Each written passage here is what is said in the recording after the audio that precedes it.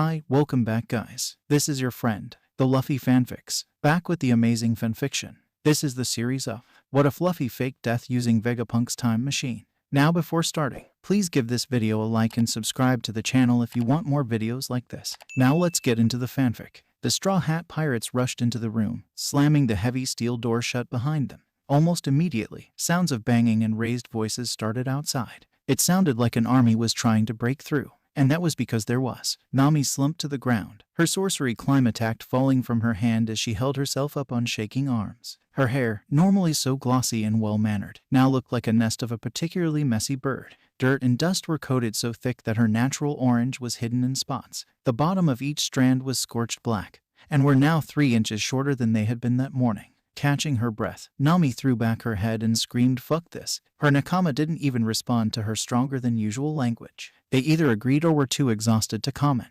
The situation was pretty bleak. After the craziness on Dressrosa, Luffy and the group had been all set on the next big adventure in the New World. When they finally docked at an unassuming autumn island, the last thing they had expected was an ambush worthy of the record books. Akainu himself had appeared from out of nowhere, leading 2 Buster Calls worth of ships to surround the entire island. The crew had barely managed to evacuate the Thousand Sunny before enough cannon shells to blot out the sun had consumed the dream ship in an explosion so big it burned the clouds. Frankie had cried out like a wounded animal, and it had taken the combined efforts of Sanji, Zoro, and Robin to keep him from running into the inferno that was once their beloved home. Before they could grieve, before they could even think, the crew was besieged by what seemed like half of the entire Marine Navy. Wave after wave of bloodthirsty soldiers had come for them, each certain that they were serving justice. The crew had rallied and shown the Marines exactly why the Straw Hat Pirates were known throughout the world.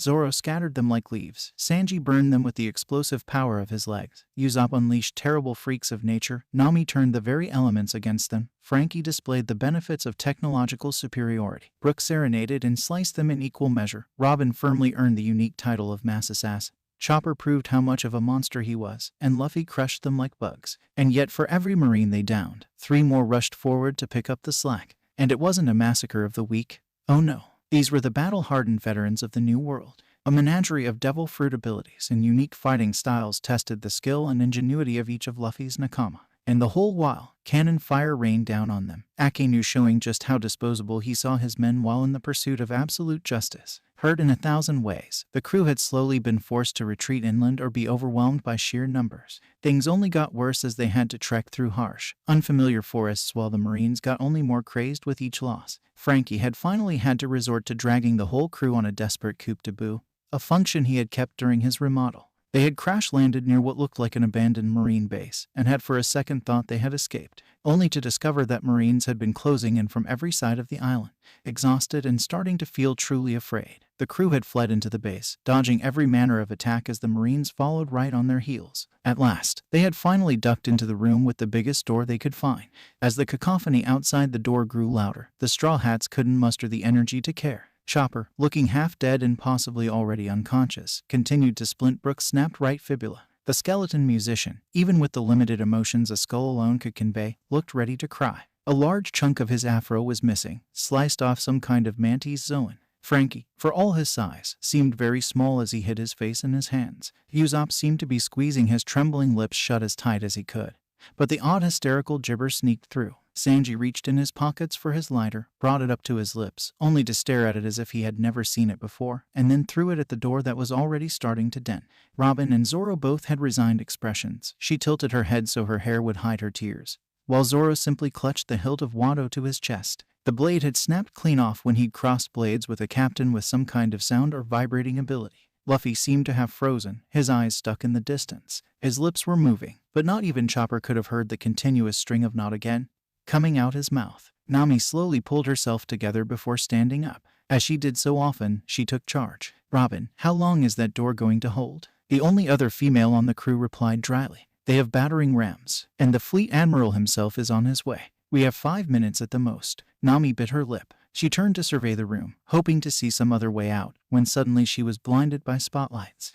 Test subjects. Roused from catatonia, the crew blinked until their vision returned. Only now did they see exactly what the room they had barricaded themselves in was. Several large, complicated, expensive-looking metal apparatuses seemed embedded into the walls. Several antennas, vents, and other things not even Frankie could name seemed pointed at them. The roof seemed to be entirely made of fluorescent lights set brighter than sunshine, while the floor was bare concrete with a red circle drawn on it, encompassing the whole crew. On the wall opposite the still clanging door, a window of glass was set at eye level. Beyond it, they all could barely make out a shadowy figure. "Who the hell are you?" Luffy demanded, snapped out of his crippling flashbacks by the most recent crisis. "How rude. But if you must know, my name is Dr. Vegapunk." The voice was clearly distorted. Whether by the poor quality of the speakers it emanated from or deliberate intent, they couldn't tell. Frankie's eyes widened. "Dr. Vegapunk, the genius scientist. Ah yes, Cyborg Frankie. You seem to have availed yourself of some of my old blueprints. I knew I forgot something back home." The figure cleared his throat, and then seemed to reach for a button. "I'll get straight to the point. This island is where I keep some of my more esoteric experiments. Your pursuer's presence is unexpected, but I'll make do. I'm going to interpret your barging in here as volunteering as human trials for my latest invention. I hope you don't mind." "The hell you talking about, you shitty?" Sanji couldn't get any further before losing consciousness. Almost all at once, everyone but Luffy and Brook seemed to pass out on the ground. Luffy looked at his nakama in shock and panic. "Guys, what's wrong? Why'd you go to sleep at a time like this?" Came the garbled voice. "Curious. You and that animate skeleton seem immune to my sleeping gas. Even Caesar couldn't make better, so how are you resisting?" "Of course sleeping gas doesn't work on me. I can't breathe it in because I don't have lungs." Skull joke, yo-ho-ho-ho. Brook reached up to tilt his hat, only to clutch empty air. A stray cannonball had come within inches of his head and taken his top hat and crown with it. Naturally. And if Straw Hat Luffy survived an encounter with Magellan, it is safe to assume that toxins would naturally have a lower efficacy against him. Vegapunk made the remark as if it were an interesting fact to write down later, not as if he were talking about other human beings. "Well, no matter. You don't necessarily have to be docile for the experiment." Luffy grit his teeth and pulled back his fist. "Listen, Mr. Vega whatever. If you do anything to my nakama, I swear I'll—" "Do shut up. Flux capacitor test number 22, begin." In an instant, the entire room was filled with blinding light, as if a sun had been born. A mechanical whirring echoed throughout the base, making the Marines outside the door pause to wonder. After a few seconds, the light dimmed, revealing an empty room. Other than marks made from blood, there was not a single sign that the Straw Hat Pirates had ever been there. Vegapunk waited a full minute before turning to his log. Note: after successfully transporting 9 sentient life forms into the past, and in the absence of paradoxical annihilation or tangible temporal shifts, I conclude that time travel is not a viable method to alter the present. Anything sent back simply generates an alternate reality, leaving the original unchanged. The doctor waited a second, before adding the idle thought rolling around his head. Everything generated by his mind deserved to be chronicled. Comment: I wonder how different that other world looks. Luffy groaned, scrunching his closed eyes. He had a headache like nobody's business. It was worse than the time he'd gotten in a drinking contest with Zoro and Nami. Every pulse of blood through his head came with a throb of unholy soreness. What the hell happened last night? In a flash, it hit him. Akainu, Marines, Sunny dying. Nami screaming, creepy scientist. The IGAPUNK.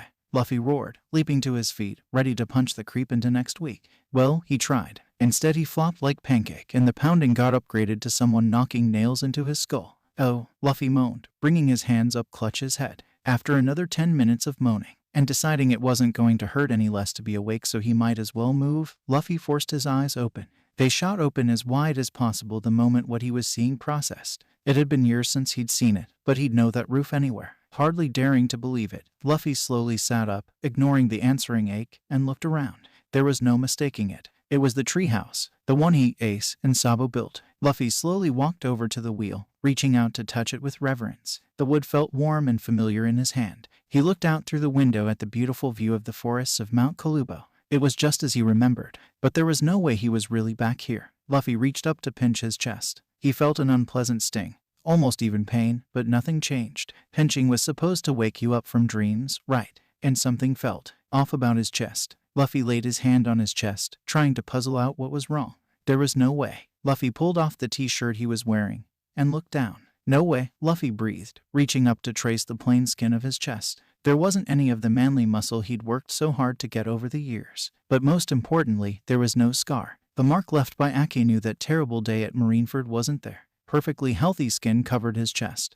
Anyone else would probably be having a panic attack or breakdown in denial, but not Luffy. His simple mind didn't raise any objections about how what he was thinking was impossible. He just connected the dots. He pinched himself and nothing happened, so this wasn't a dream. And there was no way all his adventures were some crazy dream he'd had while sleeping in the treehouse. He'd been hurt there too. He was shorter, back on Dawn Island, and his chest was fine. And that creepy Vegapunk guy had said something about an experiment. Mystery experiment, Luffy noted sagely. So, I went back in time. A second of silence. So awesome. A wild grin spread across Luffy's lips. He was back home. He'd sailed through the river of time. That was legendary. Even Usopp hadn't done that. Luffy's grin died as realized what this really meant. He was back. Back before he left the island, before he met his Nakama, before he had all his adventures. None of it had happened yet. It might be years before he saw any of them again.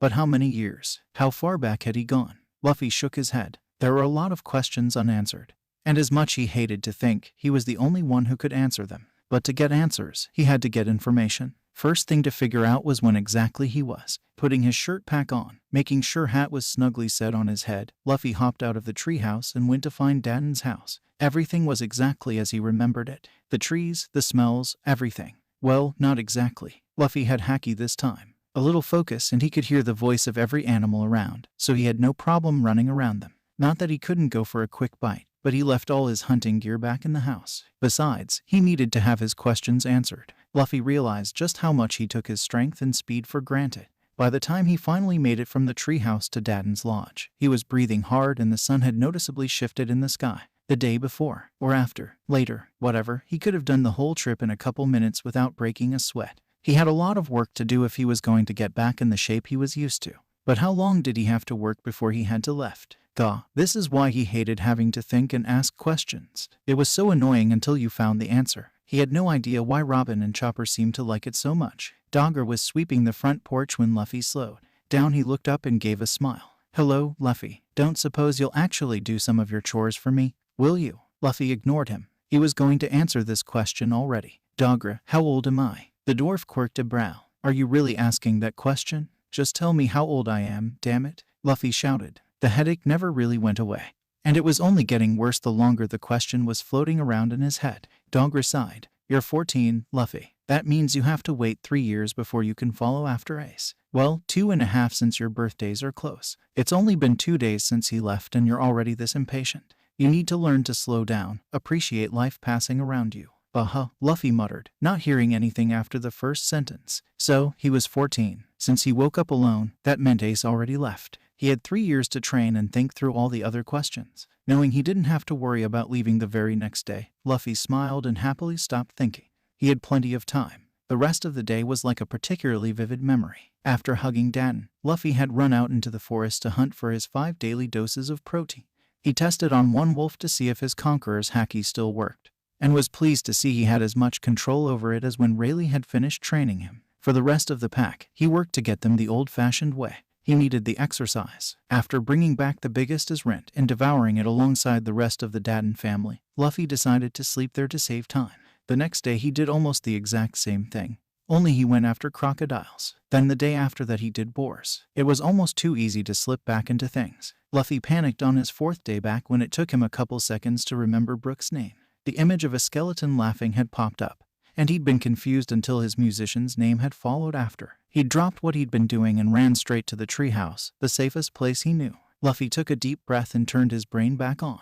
He'd almost forgotten about his Nakama. It might hurt to think, but if he didn't, all those precious memories could slip away, now that he couldn't see them every day to remind him. With Rayleigh, it had been different. He'd been doing it in order to see them again. He'd had purpose, but the last few days, he'd just been having fun, reliving his childhood. Too much, it seemed. Luffy pulled hat down over his eyes and closed his eyes. He needed to work some things out. Fun as it had been, he couldn't just do the same thing he'd done the first time around. If he did that, he'd end up the same way he'd been last time, too weak to save Ace. He had to do things different if he wanted things to go different, and Luffy was sure he wanted to do things differently this time. He didn't want to have the same adventures as last time. He wanted new ones. Besides, the old way had ended with him and his entire crew almost getting killed by the Marines only to be saved by Vegapunk. Speaking of which, had his Nakama gone back in time too? They were in the same room as him when that weird flash had happened. Then again, he had no idea how the mystery experiment worked. Maybe he only remembered because he'd been awake. Maybe he'd been the only one hit by the flash and the others were still there in the future. Luffy started to feel some serious steam build up as he kept thinking of maybes. So he decided to plan as if he was the only one that remembered. If the others did, that would be 20 different kinds of awesome, but he shouldn't get his hopes up. So, how would he do things differently? He still wanted to meet all his nakama, so he'd go the same way in the Grand Line. But he'd have to get much stronger if he wanted to be ready to save Ace. Luffy wondered if maybe he could talk Ace out of it or maybe take down Blackbeard at Jaya, but he decided he couldn't.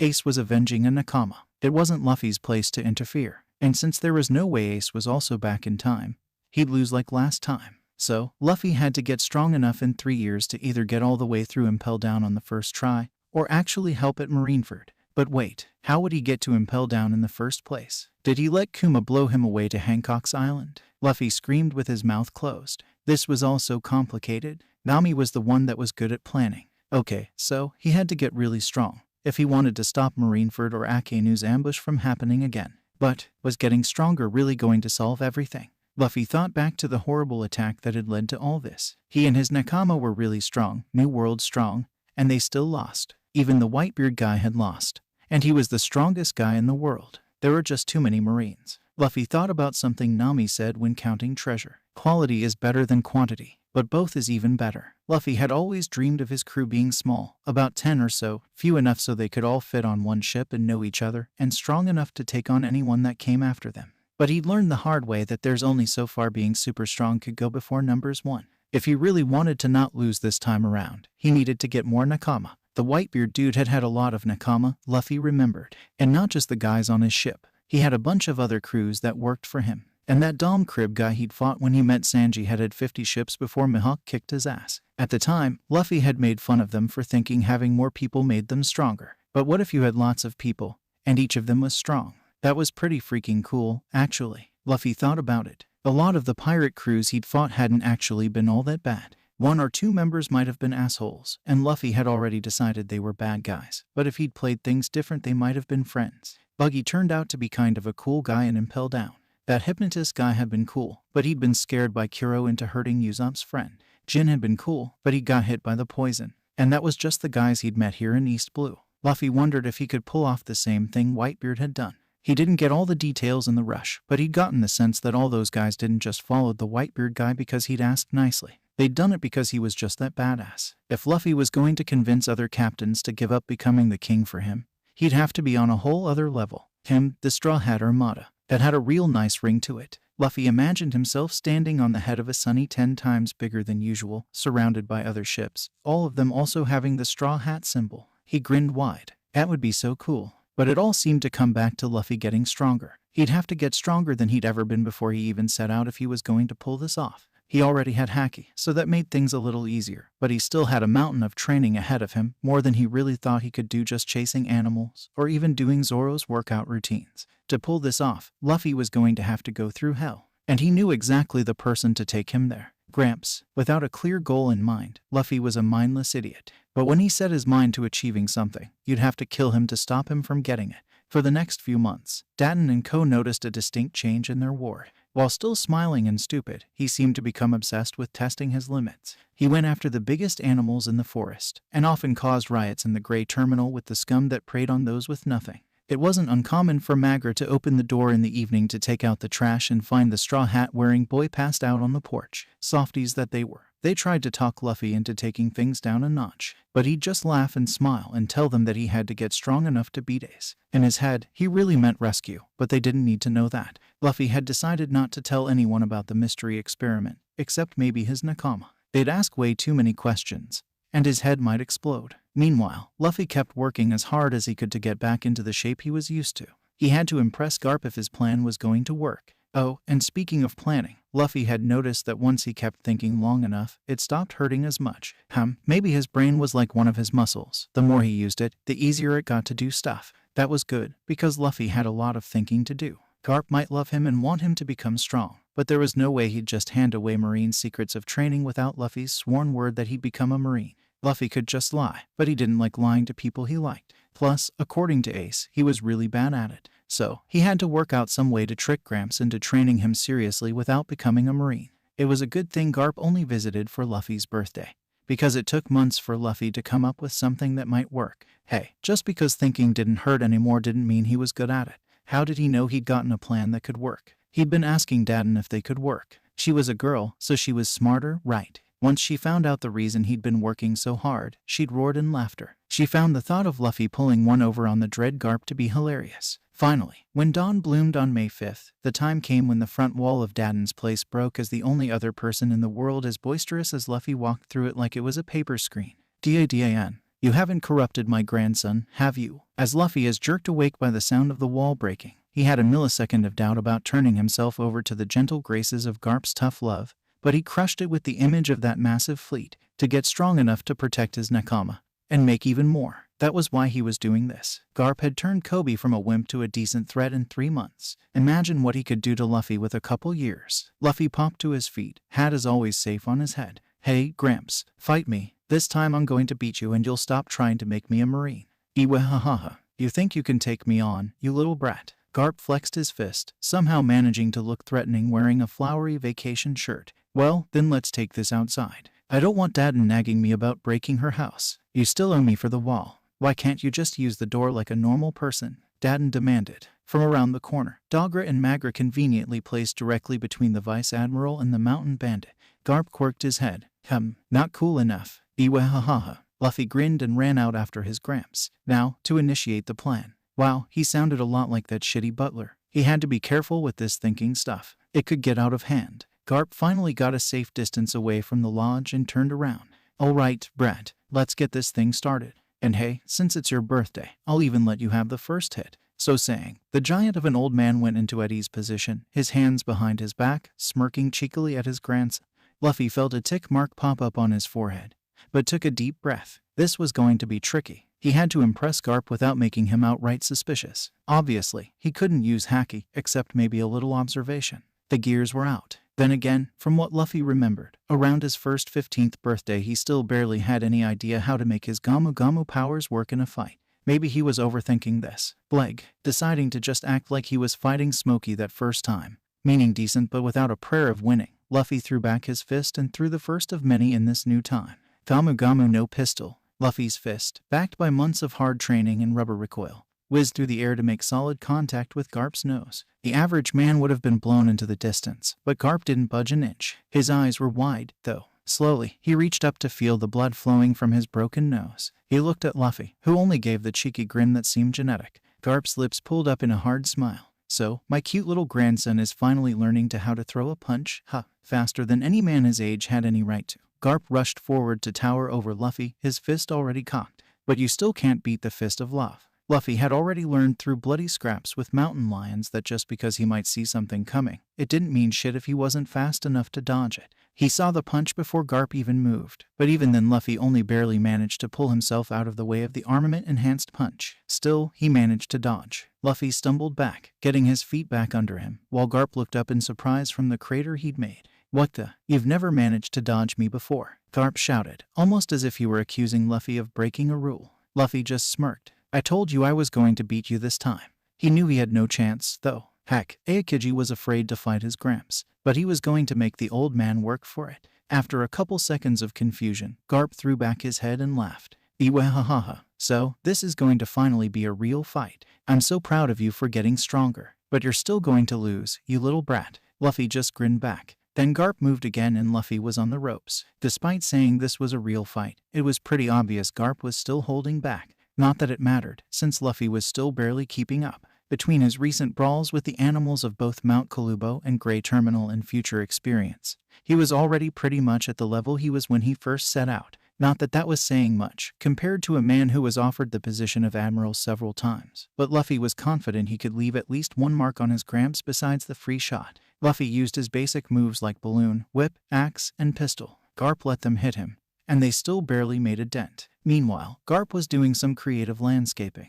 with every punch breaking the ground or trees unfortunate enough to be in the way. With observation and a bit of luck, Luffy managed to dodge most of them, but still got hit by the odd punch, each one reminding him of just how freaking strong his grandpa was. Finally, when the sun had fully risen over the horizon, Luffy rushed in with a suicide move. He pulled back both arms and poured all the strength in his lanky body into one last attack. Gamu Gamu no bazooka, he shouted, slamming both of his palms into Garp's chest with explosive force. The old man grunted, but didn't react otherwise. He used Luffy's convenient closeness to finally connect with his fist of love, sending Luffy crashing to the dirt. "Owie," Luffy shouted, clutching the goose egg on his head. He'd forgotten just how much those hurt. Garp chuckled, before coughing. He raised a brow when he saw flecks of blood on the hand he'd covered his mouth with. Most would panic at the sign of internal bleeding, but Garp started to beam with pride as he sat down. "Not bad, kid. I actually felt that last one. When my grandson gets so tough." Luffy huffed and picked himself up. This was it. Time to try and outsmart his grandpa.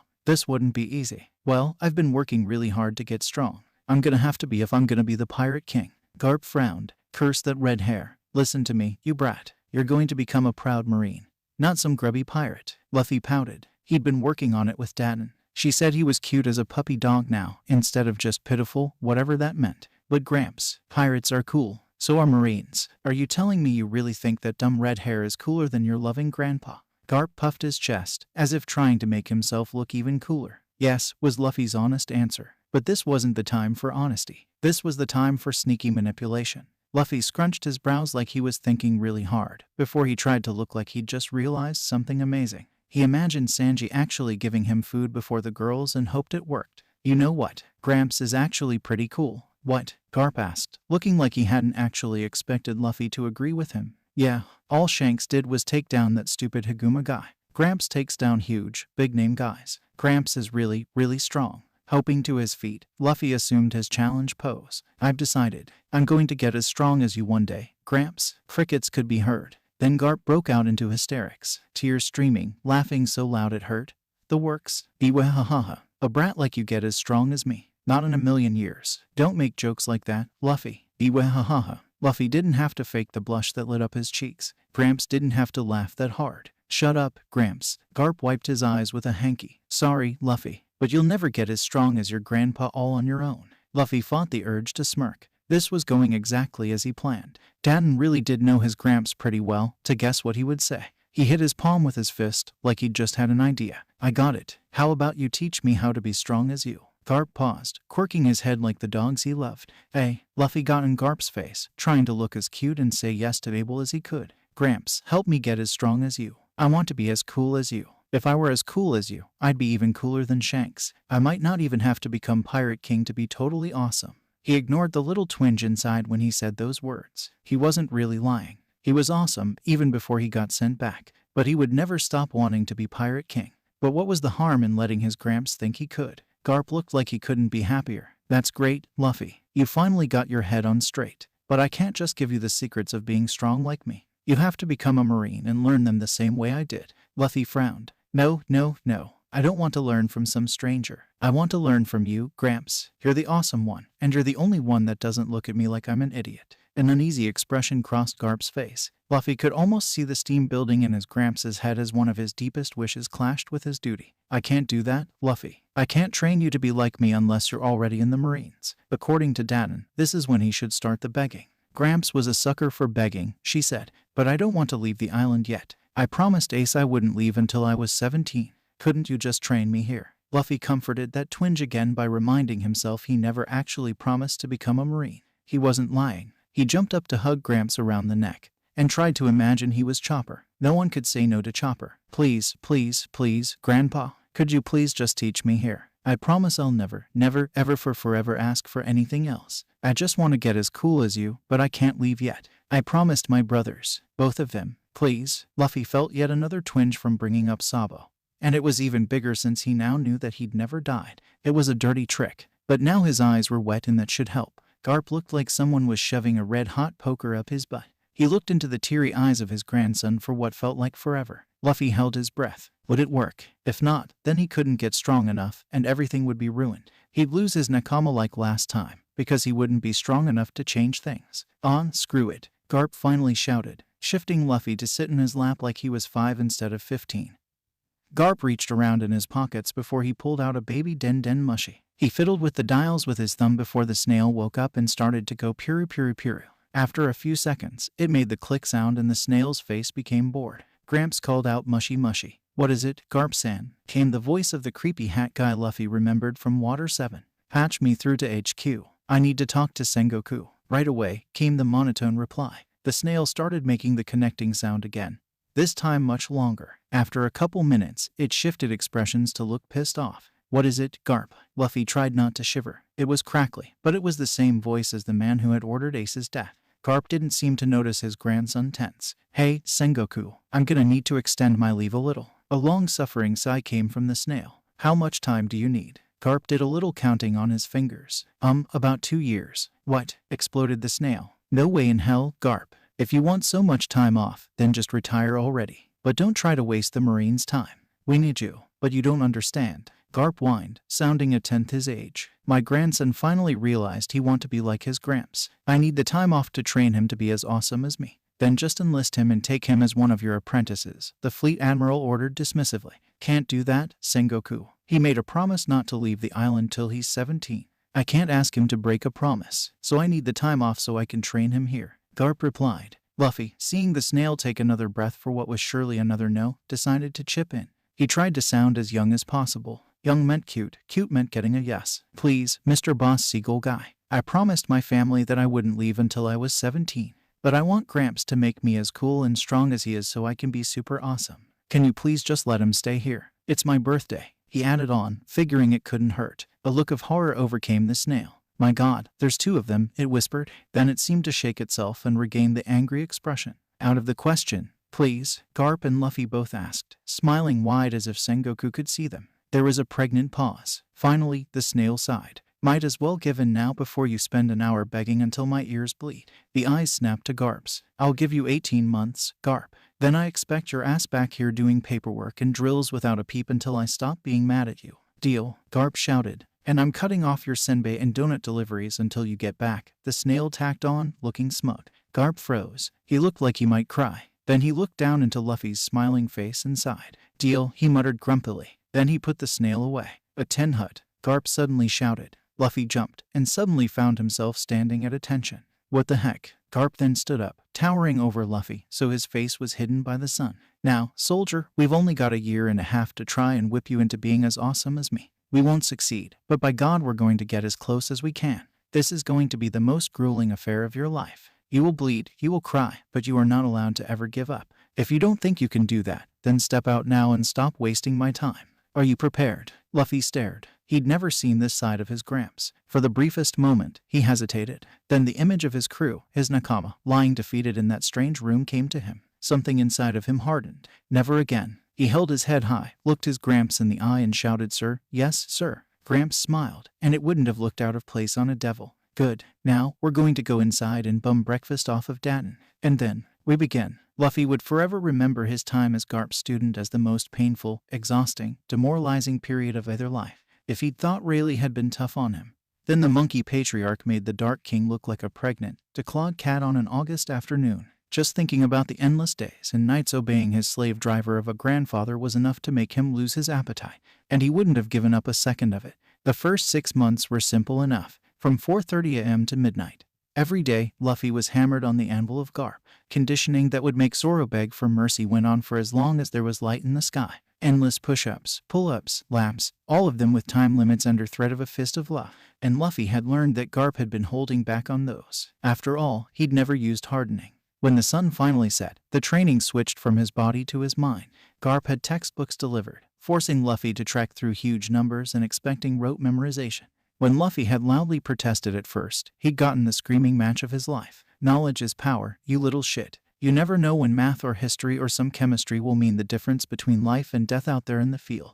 90% of this game is half mental. You might not have much brains, but you're going to stuff them as full of this stuff as you can. Even Luffy could see the irony in Garp upholding mental faculties. But he settled down. Meals were supplied by the Datten family, who were experiencing a collective, perpetual heart attack from having a vice admiral bunking with them. Datten had almost pulled her hair out when she realized she couldn't engage in even the tiniest heist. Not with Garp around as a witness. In desperate need of funds to keep supplementing the monkey family's appetite with market food on top of what her bandits were constantly bringing in from the forest, she'd resorted to legitimacy. Surprisingly, Datten Tea Shop became the most profitable business on the entire island.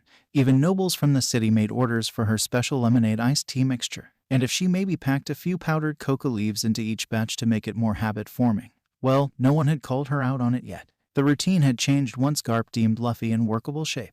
Then it had been endless sparring, experimenting, and exercises. Garp didn't just make him fight. He tried to make him think, having him fight with ridiculous handicaps that forced him to come up with new strategies than just beat to a pulp. Night became time for strategy games. Garp displaying a surprising level of skill in chess, checkers, and tic-tac-toe. Losing a game meant a fist of love. Winning meant a piece of meat. It was remarkable how fast Luffy got good with that particular system. Garp even started teaching Luffy the Rokushiki, which Luffy was overjoyed to learn. He could just imagine the looks on those CP9 bastards' faces when he beat them with their own moves. He'd have to be sure to have a vision dial when it happened. It would be priceless. About 8 months in, Luffy accidentally used armament to block a haymaker from Garp. His heart had stopped, waiting for an explosion of questions and suspicion. Instead, he'd gotten a tearful hug from Garp, spouting how proud he was that his knucklehead grandson had found Haki on his own. Luffy had relaxed, thanking the gods of meat for the lucky break. Then the training had only intensified, as Garp had added courses on how to use Haki. All 3 once Luffy discovered them within a couple weeks. Rayleigh had gotten him a firm grasp of the basics of the 3, but Garp would accept nothing less than absolute mastery. Luffy wasn't surprised to discover his Gramps also had Conqueror's Haki, but he was surprised to learn how many different ways there were to apply it besides knocking people out. He could make people uncomfortable by exuding a presence, terrify them into following orders without question, and how to target specific groups in a crowd. And hardening was just the tip of the iceberg when it came to armament. And there were some pretty freaky things to do with observation if you were good enough. At last, the day came when Garp had to leave lest Sengoku demote him down to cabin boy. Luffy smiled and tried to suppress his gag reflex as Garp demanded he put on a marine uniform as a going-away present. He stood at attention, counting the seconds until Garp stopped admiring the sight of his grandson in white and boarded the ship. The old man was actually crying, blowing his nose through the opening of his dog mask.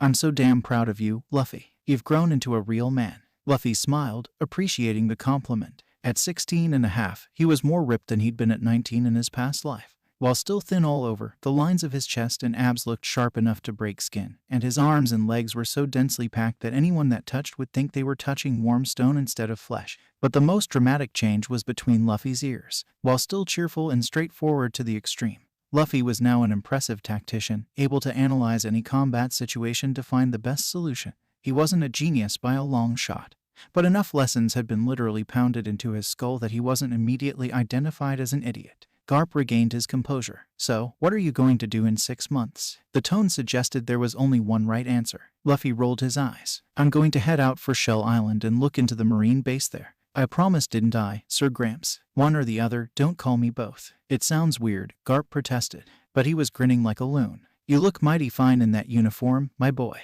Here's hoping I'll see you in it again soon." "Goodbye, Gramps," Luffy said, hiding the twinge in his gut. He honestly felt bad about this. His grandpa had invested so much in him, hoping to make him a splendid Marine. And Luffy didn't exactly hate the Marines. Kobe and Gramps and Smokey and even Aokiji were pretty cool. But they didn't balance out all the jerks, not to mention how they just ignored the government's evil. Besides, Luffy wasn't one to take orders. Giving one last salute, which somehow felt more like a lie when it was in view of actual Marines, Luffy watched his Gramps board the ship and sail away. He stood at attention until the boat became a speck on the horizon. Then Luffy all but tore his way out of the stuffy marine uniform.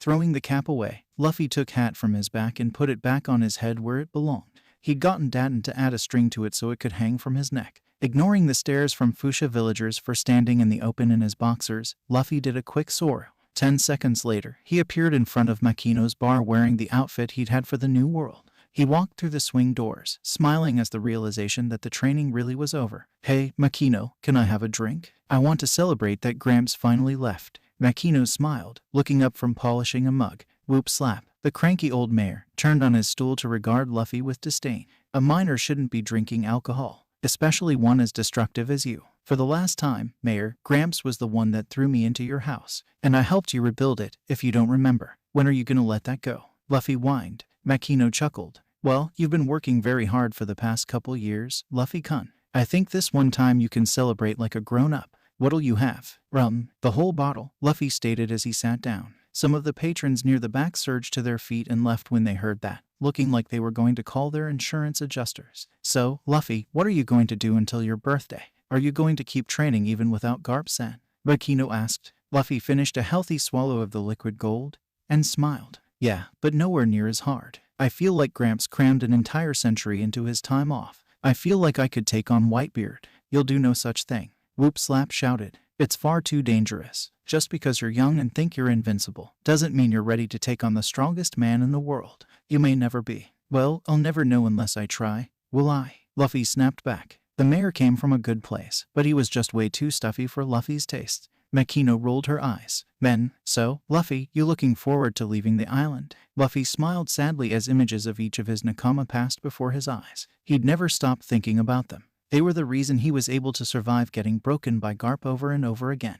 You have no idea, but now's not the right time. Not till I'm 17. Makino and Whoop Slap exchanged a glance, wondering at the odd weight in Luffy's statement. Suddenly laughing, Luffy picked up his now half-empty bottle and stood. Thanks for the drink, Makino. I'll pay you back once I get one piece. Have a nice day. The next day, after recovering from his first hangover of this life, Luffy got to work. He started working on the gears, something he'd kept from Garp at all costs. He had to have some secrets. Chopper had warned him that they were extremely damaging since they pushed his body to unnatural limits. Now was the time to see if he could find safer ways to use them, and maybe even find a new one. But like he'd told Makino, training wasn't Luffy's focus for the next 6 months. He filled the treehouse, maintained even during the boot camp from hell, with maps, sheets of paper, and crude drawings as he puzzled out the best way to change the future. One of the biggest lessons Garp had pounded was how important the little details were in battle. A single grain of rice could tip the scale, since Luffy wasn't sure he could do everything the same exact way even if he wanted to.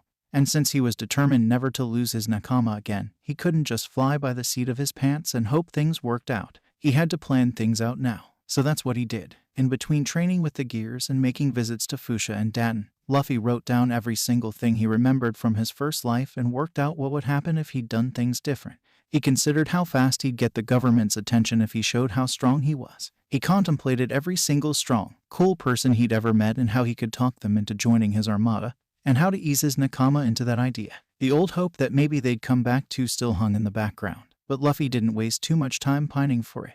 It would be a blessing just to see his nakama again. Asking for the ones he remembered was just being greedy. Luffy could appreciate now the logistical nightmare if he actually succeeded in talking everyone he wanted into joining. But he didn't care. The more the merrier, he thought. There was no joy in the world that compared to having nakama, as far as he was concerned, and now that he wasn't dead set on just having one ship, he found himself eager to have as many as possible. It would be like a big, happy family.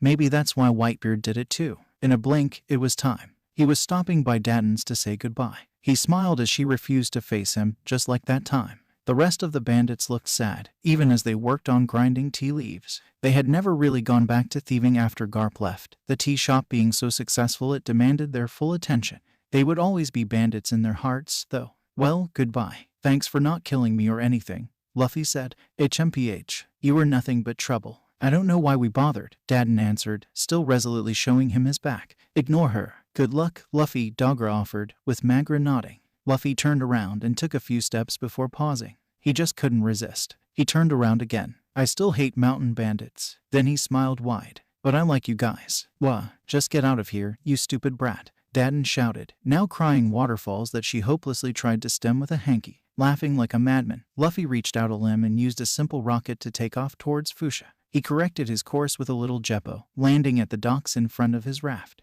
Makino and a few others had gathered to see him off. Good luck, Luffy, Makino said, giving him a quick hug. You better become a marine, you hear? If you become a pirate, you'll shame the entire town. Whoop Slap supplied. Nope, still gonna be the pirate king, Luffy replied. With little ado, Luffy cast off. He turned back to wave at the crowd and take one last look at the island. A niggle at the back of his mind bothered him. With a roar, the local sea king rose from the sea, jaws open to swallow Luffy and his boat whole. The crowd on shore cried out, but Luffy just turned his head just enough to look the beast in the eye. The overgrown eel froze, his eyes even colder than those that red human had turned on it 10 years ago pierced its soul. Just like that, it turned around and swam like its life depended on it. Luffy grinned and turned back to the shocked onlookers. Look for me in the papers. I'm going to be big in no time, you'll see. When the town finally faded from view, Luffy turned around and put what little he knew of navigation to use. Now, where's that whirlpool? Luffy was lost. Simple as that. He hadn't had basic navigation surgically implanted into his skull the first time around, so the only thing he had to go on to find Kobe was a cruise ship near Shell Island. And he couldn't try and use observation because he hadn't met Kobe after the 2 years, so he didn't know what his voice sounded like. All that planning, and I can't even get to the starting line. Stupid, Luffy, stupid. He shouted at himself. Wait a minute. Nami had been on that ship. She'd stolen from Alvida and had escaped at the same time as them. They'd had that cool, dramatic glimpse of each other. And he knew Nami's voice as well as his own. Solution found. Luffy got down into the lotus position. Taking a deep breath, he closed his eyes and started to listen. Observation was the power to hear the spirit or voice of everything. Though it took more skill to hear a voice, the smaller it was. It was pretty useful in a fight, since it gave forewarning of attacks as soon as your opponent planned them. But it could be used for so much more than that. A person's voice told a lot about them if you listened closely enough, and you could track people with them. Of course, it only worked if they were in range, but range was just a question of practice. Luffy opened his mind and let the voices of the world come to him. He could hear the memory of trees in the wood of his boat, the simple desires of the fish in the sea, the nearly silent song of the tide. Far behind him, Dawn Island blared noise like a rock concert. If Luffy concentrated, he could have discerned individual voices from the chaos, but he wasn't concerned with where he'd left. A ways to his right, almost at the edge of his hearing, there was another island. The voices were faint, but one word kept popping up over and over again, Morgan. So that was Shell Island. Luffy frowned as he heard the weary despair of the villagers. They'd given up, if they'd ever fought in the first place. Someone had to give them hope, and Luffy was happy to do the job. But first, he needed to find a young boy that dreamed to be a marine. Knowing where the island was, Luffy limited his focus to that area. Now that he was listening to less, he could hear more detail. He searched for any other clusters of voices. Finally, he noticed two little clumps, ships. One sounded very violent, the other lazy. And among the idle chat, he found a voice that was wild and fierce as the ocean, at once loud and soft, challenging and acquiescing. Nami. Luffy opened his eyes, grinning like a madman. Finally, after years, he'd get to see his Nakama again. His plan was to commandeer her boat to escort Kobe and himself to Shell Island, and then work his magic. He already knew her like she was his sister, so it should be easy to tear apart any of her arguments against joining him. Then he'd have a navigator when he and Zoro left Shell Island, and they wouldn't have to starve just floating around. They could go straight for Buggy. But first, he had a whim to inspire. Now that he had a clear direction, he had no need for the dinky raft. Luffy lined himself up and executed a perfect rocket in the direction of the two ships. Once he'd reached the apex of his flight, he started using Jeppo to keep himself in the air and out of the perilous clutches of the ocean. As the minutes passed, Luffy idly wondered how his old self would have reacted to seeing someone literally running through the air. He'd probably have stars in his eyes and be begging for a ride. Luffy chuckled. He'd really been just a kid when he'd set out. Not that he wouldn't still slobber over Gaon Cannon, but his standards had been raised pretty high after everything he'd seen. His legs were starting to get a bit tired when the ships finally came into view an hour later. He started to hop in place, making use of his bird's-eye view. Alvida's very girly ship was hiding behind an outcropping, waiting for the cruise ship to get into position for the ambush. Luffy considered what to do. He needed to have a few quiet moments to chat with Kobe and make him realize his dream, so he couldn't exactly draw attention by just falling down from the sky. The lookout on the cruise ship wasn't really a problem, but Alvida's was definitely on the job. Time to see if all that fine control training had been worth the headaches. Luffy opened his ears and found the voice of Alvida's lookout, focusing on him alone. Luffy reached into the well of his willpower inside his head, brought some to the surface, and forced it out into the world. It wanted to expand out in all directions, but Luffy maintained focus and kept it aimed at and only at the lookout. Below him, the man slumped over in the crow's nest as his will came into contest with Luffy's and lost instantly. Luffy grinned. He was so much more awesome this time around. The only set of eyes to worry about taken care of. Luffy used Jeppo to swiftly get down to the cruise ship. He landed in a spot where none of the three mediocre sailors on deck could spot him, and then used Zoro to get down to the galley so fast that no one saw him. The chefs were all in the ballroom for the special lunch party, so the place was deserted. Luffy casually devoured all the leftover scraps from preparing the food, found a comfy bit of floor, and waited for the fireworks to start. Luffy kept an ear open, noting that some yuppie had talked Nami into a dance. He rolled his eyes. She'd probably picked his wallet, removed all the cash, and put it back in the first 10 seconds. She really was a greedy little kleptomaniac. And Luffy took a moment to curse Garp for being such a slave driver on the brain stuff that he now knew the word kleptomaniac. Now that she was so close, Luffy found it hard to resist the urge to just go up and see her. It had been so long, and she was family to him. But he had to be here to meet Kobe. Well, maybe he could cheat a little. Luffy blocked out every voice but hers and made what it said the sole focus of his attention. His head had almost exploded when Garp had revealed that a true master of observation could hear a person's thoughts, not read minds, just hear what was going through their head at that moment. It required an incredible amount of effort to discern actual words instead of just impressions or intentions like he usually did.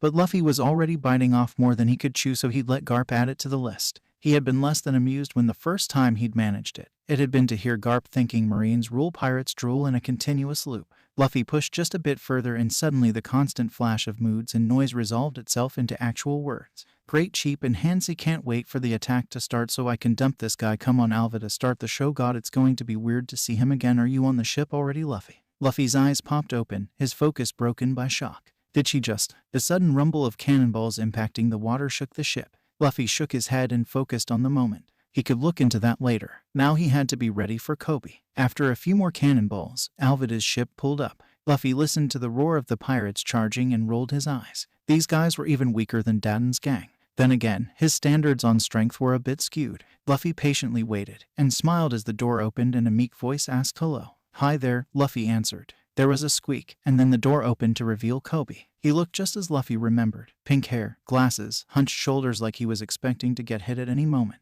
Luffy smiled wide. He might be a wimp now, but Kobe was always going to be the first friend he made after he left home. Excuse me, Kobe stuttered. I didn't realize anyone was in here. Are you a passenger? Luffy smirked. Actually, I'm a stowaway. Ah, Kobe said, still sounding so timid it was like he was apologizing for existing. Is the ship being invaded? Luffy asked, hoping to lure Kobe out of his shell. Why, yes. The Alvida pirates are raiding this ship. You should probably hide. If any of them see you, they'll rob you blind. Luffy shrugged. Ain't got anything on me to steal. Travel light, that's me. He stood up. So how come you aren't hiding? Whatever your name is, gonna fight off any of the pirates that see you? God no, he shouted.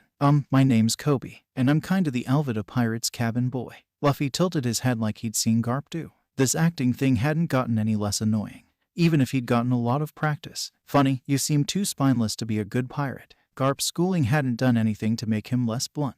If anything, it had made him even worse. Kobe flinched, but gave a kind of nauseous smile. It's actually a bit of a funny story.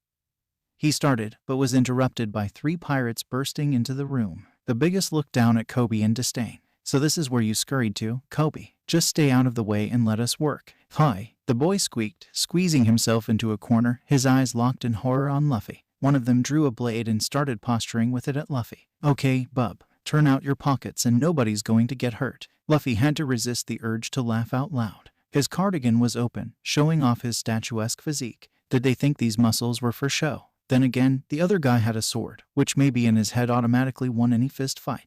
If he only knew. It's rude to point things at people, Luffy said dryly. The guy raised an eyebrow. You playing with me, kid? Luffy smirked. You can walk away or get thrown far, far away. Your choice. The guy snarled and raised his arm to slash Luffy in the chest. He might as well have been moving in slow motion. Luffy threw a simple jab, about half as hard as he could go. The guy was sent flying into the wall, where he kept right on going, leaving behind a hole shaped like his outline. If you looked through it, you'd see another hole in the wall in the other room, looking out on the open ocean. Kobe and the other 2 touched the floor with their jaws. Their eyes seemed ready to pop out of their skulls as they watched Luffy blow on his knuckles. He smiled cheerfully, as if he wasn't dangerous at all. So, how about you two? Will it be the door or the wall? Moving so fast they blurred. The other 2 pirates slammed the door behind them as they left. Kobe managed to pick up his jaw and asked WWW, who are you? Luffy grinned. Monkey D. Luffy, future pirate king. That out of the way, Luffy walked over to the pantry and opened it. How about we hide in here? They're probably going to bring the walking whale back with them in a daze. Kobe followed Luffy into the dimly lit storage area.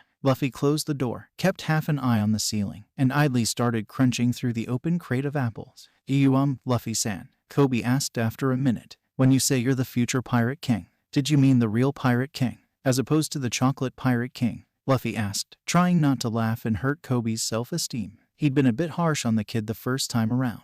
The Pirate King is the Pirate King, Kobe. I'm gonna find One Piece, conquer the Grand Line, raise hell for the world government and Marines. The whole deal. Why you can't be serious. The Pirate King is the man that has claimed everything this world has to offer. Fame, wealth, and power united in one man. There's no way anyone can do it again. Countless pirates have fought each other for 20 years since Roger's death, and no one's even come close. It's impossible. Impossible, impossible, impossible. Shut up. Luffy said it gently, but he imbued a tiny bit of conquerors into it. Kobe stopped talking like his tongue had suddenly been glued to the top of his mouth. I don't care if it's impossible. I'll make it possible. I promised the man who gave me this hat that I'd become the Pirate King. And if I die trying, then I die. I won't mind. Kobe seemed deeply struck by his words. Luffy reached for another apple, but the crate was empty. Oh well, best not to fight on a full stomach. Alvida was right on top of them. Luffy stayed calm, giving Kobe time to grow his spine. The only reason I'm Alvida's cabin boy is because I got on the wrong boat and was too scared to run away. I've always been so scared. Scared of getting hurt, scared of dying. Kobe looked up, a flicker of a spark in his eye. Hey, do you think I can be a Marine? Luffy shrugged, still grinning. Doesn't matter what I think. It's your life. Only your opinion matters. Kobe seemed to take that as a yes. I've always dreamed of being a great Marine, catching bad guys. The boy leapt to his feet. I've decided. I'm going to join the Marines and catch bad guys like Alvida. No, I'll catch Alvida myself. Kobe's words were cut off by the ceiling collapsing. Amid a shower of wood, Alvida landed and immediately filled the room. Luffy took a moment to marvel at just how fat the woman was, mentally comparing her to the version of her in Logtown. Devil fruits could do some really amazing stuff. If he could bottle that, he could pay off Zoro's debt to Nami within a week. Alvida cast a single glance at Luffy, assessing him quickly. You're not that pirate hunter Zoro. Since that apparently meant he couldn't be a threat at all, she ignored him to focus on Kobe. Luffy rolled his eyes. Wasn't he even a little intimidating? Alvida hefted her club threateningly. You're going to catch who, Kobe? She asked. Kobe's newborn courage apparently took a nap, because he was right back to the cowering wimp he'd been a couple minutes ago. Alvida grinned in an ugly way, and it was more to do with the cruelty in her eyes than her half-dozen chins. I'll let it go this one time. If you answer this correctly, who's the most beautiful woman on all the seas? While Kobe was stuttering through his standard response, Luffy spoke up. Boa Hancock. Everyone knows that. You could hear a pin drop. Kobe gaped at Luffy in horror, while Alvida's crew, peeking through the hole, were suppressing nosebleeds as the thought of the infamous pirate empress ran through their dirty little minds. Alvida herself seemed to be in shock. Luffy shrugged. He'd only spoken the truth. Hancock was the most beautiful woman he'd ever met. He was still never going to marry her, but there was nothing wrong in defending her beauty. A tick mark appeared on Alvida's rapidly reddening face. Through gritted teeth, she snarled at Luffy, you got that wrong, pest. The right answer was me. Luffy cocked his head. I'm not sure you know what beautiful means. It means shiny hair, clear skin, big boobs, long legs, and a nice smile. At least that's what Sanji always said, Luffy noted mentally. You're shaped like a dango and your face looks like the wrong end of a dog, Luffy concluded. Kobe's jaw might have been permanently dislocated. His jaw was so low. Didn't Luffy see that massive club? Wasn't he the least bit afraid of the woman that had killed dozens for not acknowledging her beauty? Kobe watched in dread as Alvida's eyes went bloodshot and her mouth twisted into a murderous snarl. He could almost hear her self-control snap. I'll kill you, you brat, she screamed as she raised her club. Kobe shut his eyes, not wanting to see his new friend get pasted. There was a sudden rushing sensation and suddenly Kobe felt like he was going to puke his tonsils out. He opened his eyes and was shocked to find he'd somehow wound up on deck. Luffy patted his head as Alvida's crew jumped away like he was radioactive. The nausea will pass. Just sit here and let me take care of these guys, okay, Kobe? Kobe nodded dazedly, still too focused on keeping his breakfast inside to really understand anything. Luffy straightened and surveyed Alvida's crew. He could just use conquerors, but where was the fun in that? He held out his hands. Well, aren't you going to get me? I just pissed off your captain, after all. Many of the ruffians looked at him like he was a few sandwiches short of a picnic basket. But after a moment of hesitation, they drew their swords and charged. Luffy decided to try to make this at least a little challenging, so he reached up and tilted Hat so that he couldn't see anything. His observation worked fine, though. Just as the first blade was about to hit him, one of Garp's many maxims ran through his head. There's no art to getting hit. Luffy smirked and whispered Kami-e. Where the first piece of cannon fodder brought down his blade, there was suddenly nothing but air. Before he could puzzle that out, he was suddenly knocked headfirst into the deck by Luffy's elbow. The smirking boy proceeded to float like a piece of paper through Alvida's charging horde. Every attack seemed to just miss, Luffy moving like he was boneless. He wasn't even moving that fast, but no matter how desperately the men attacked, they couldn't seem to get a hit. Meanwhile, random movements of Luffy's body seemed enough to take each man out of commission. A knee here, a backslap there, all made without any of the leverage common sense dictated was necessary to send the victims flying. But they did. 2 minutes later, Luffy was standing on deck over the unconscious Alvida pirate crew. Kobe, who'd managed to make the world stop spinning, couldn't believe his eyes. Those men, some of the roughest and deadliest he'd ever met, had been taken down like they were kids playing a game. Alvida, who'd somehow managed to heave herself out of the hole she'd made, regarded Luffy with cautious disdain. I've never seen any man move like that. You're not normal, are you? She asked. Luffy grinned and stretched his cheeks. I ate the gamu gamu no mai. My whole body is rubber. He'd never get tired of seeing people's faces when they first saw his gift. They made the funniest faces. Kobe's eyes about popped out. Alvida merely nodded. So, the devil fruit really do exist. Who the hell are you? Luffy grinned. I'm Luffy, the man who's going to be Pirate King. Alvida grimaced. So, you're a pirate too. Where's your crew? Don't have one yet. I just started today. Whatever. Her eyes darkened. You understand I have to kill you. But first, Alvida turned to look at Kobe, who froze. Kobe, you never answered my question. Who's the most beautiful woman on all the seas? Kobe looked into the eyes of the woman who'd made his life hell for 2 years. Then he looked at Luffy, the man who had taught him more about courage and strength in 10 minutes than he'd learned from anyone in his entire life. He took a deep breath and made his choice. Not you. You're nothing but a fat, mean, petty, old bitch. Luffy burst out laughing when he saw Alvida's face. This was priceless, and he was happy that Kobe had gotten brave this time too.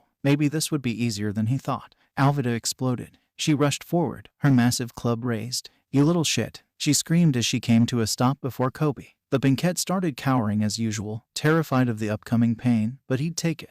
He'd decided to never take shit from pirates like Alvida ever again. If he died, then at least he'd die proud. Just as Alvida brought her club down, Luffy appeared between her and Kobe like a ghost. He smirked and uttered armament, Tekai. In an instant, his body tensed and became black, like he'd suddenly transformed into obsidian. As Alvida's club made contact with his skin, the force of the impact against the much harder material was reflected back. The club shattered like a frag grenade, peppering Alvida with numerous wounds while Kobe was kept safe by Luffy's body, which returned to normal a second after the hit. The whole thing had happened so fast that as far as Kobe knew, 1 second he was about to be hit and the next Alvida was staggering back, bleeding a fair bit, and Luffy was looking back over his shoulder with a huge grin. Deciding to just roll with it, Kobe smiled back. Luffy turned his head to look at Alvida, who seemed to have snapped and gone into hysterics. This isn't happening. This can't be happening. Why is this happening? She beseeched of the heavens. Luffy walked forward and captured her eyes. Time to take a gamble. Imbuing his words with conquerors so that every word would ring in her soul, Luffy stated calmly, because bad things happen to bad people. Maybe if you weren't such a bitch, I wouldn't have to hurt you. Alvida's eyes widened, but Luffy didn't give her a chance to reply.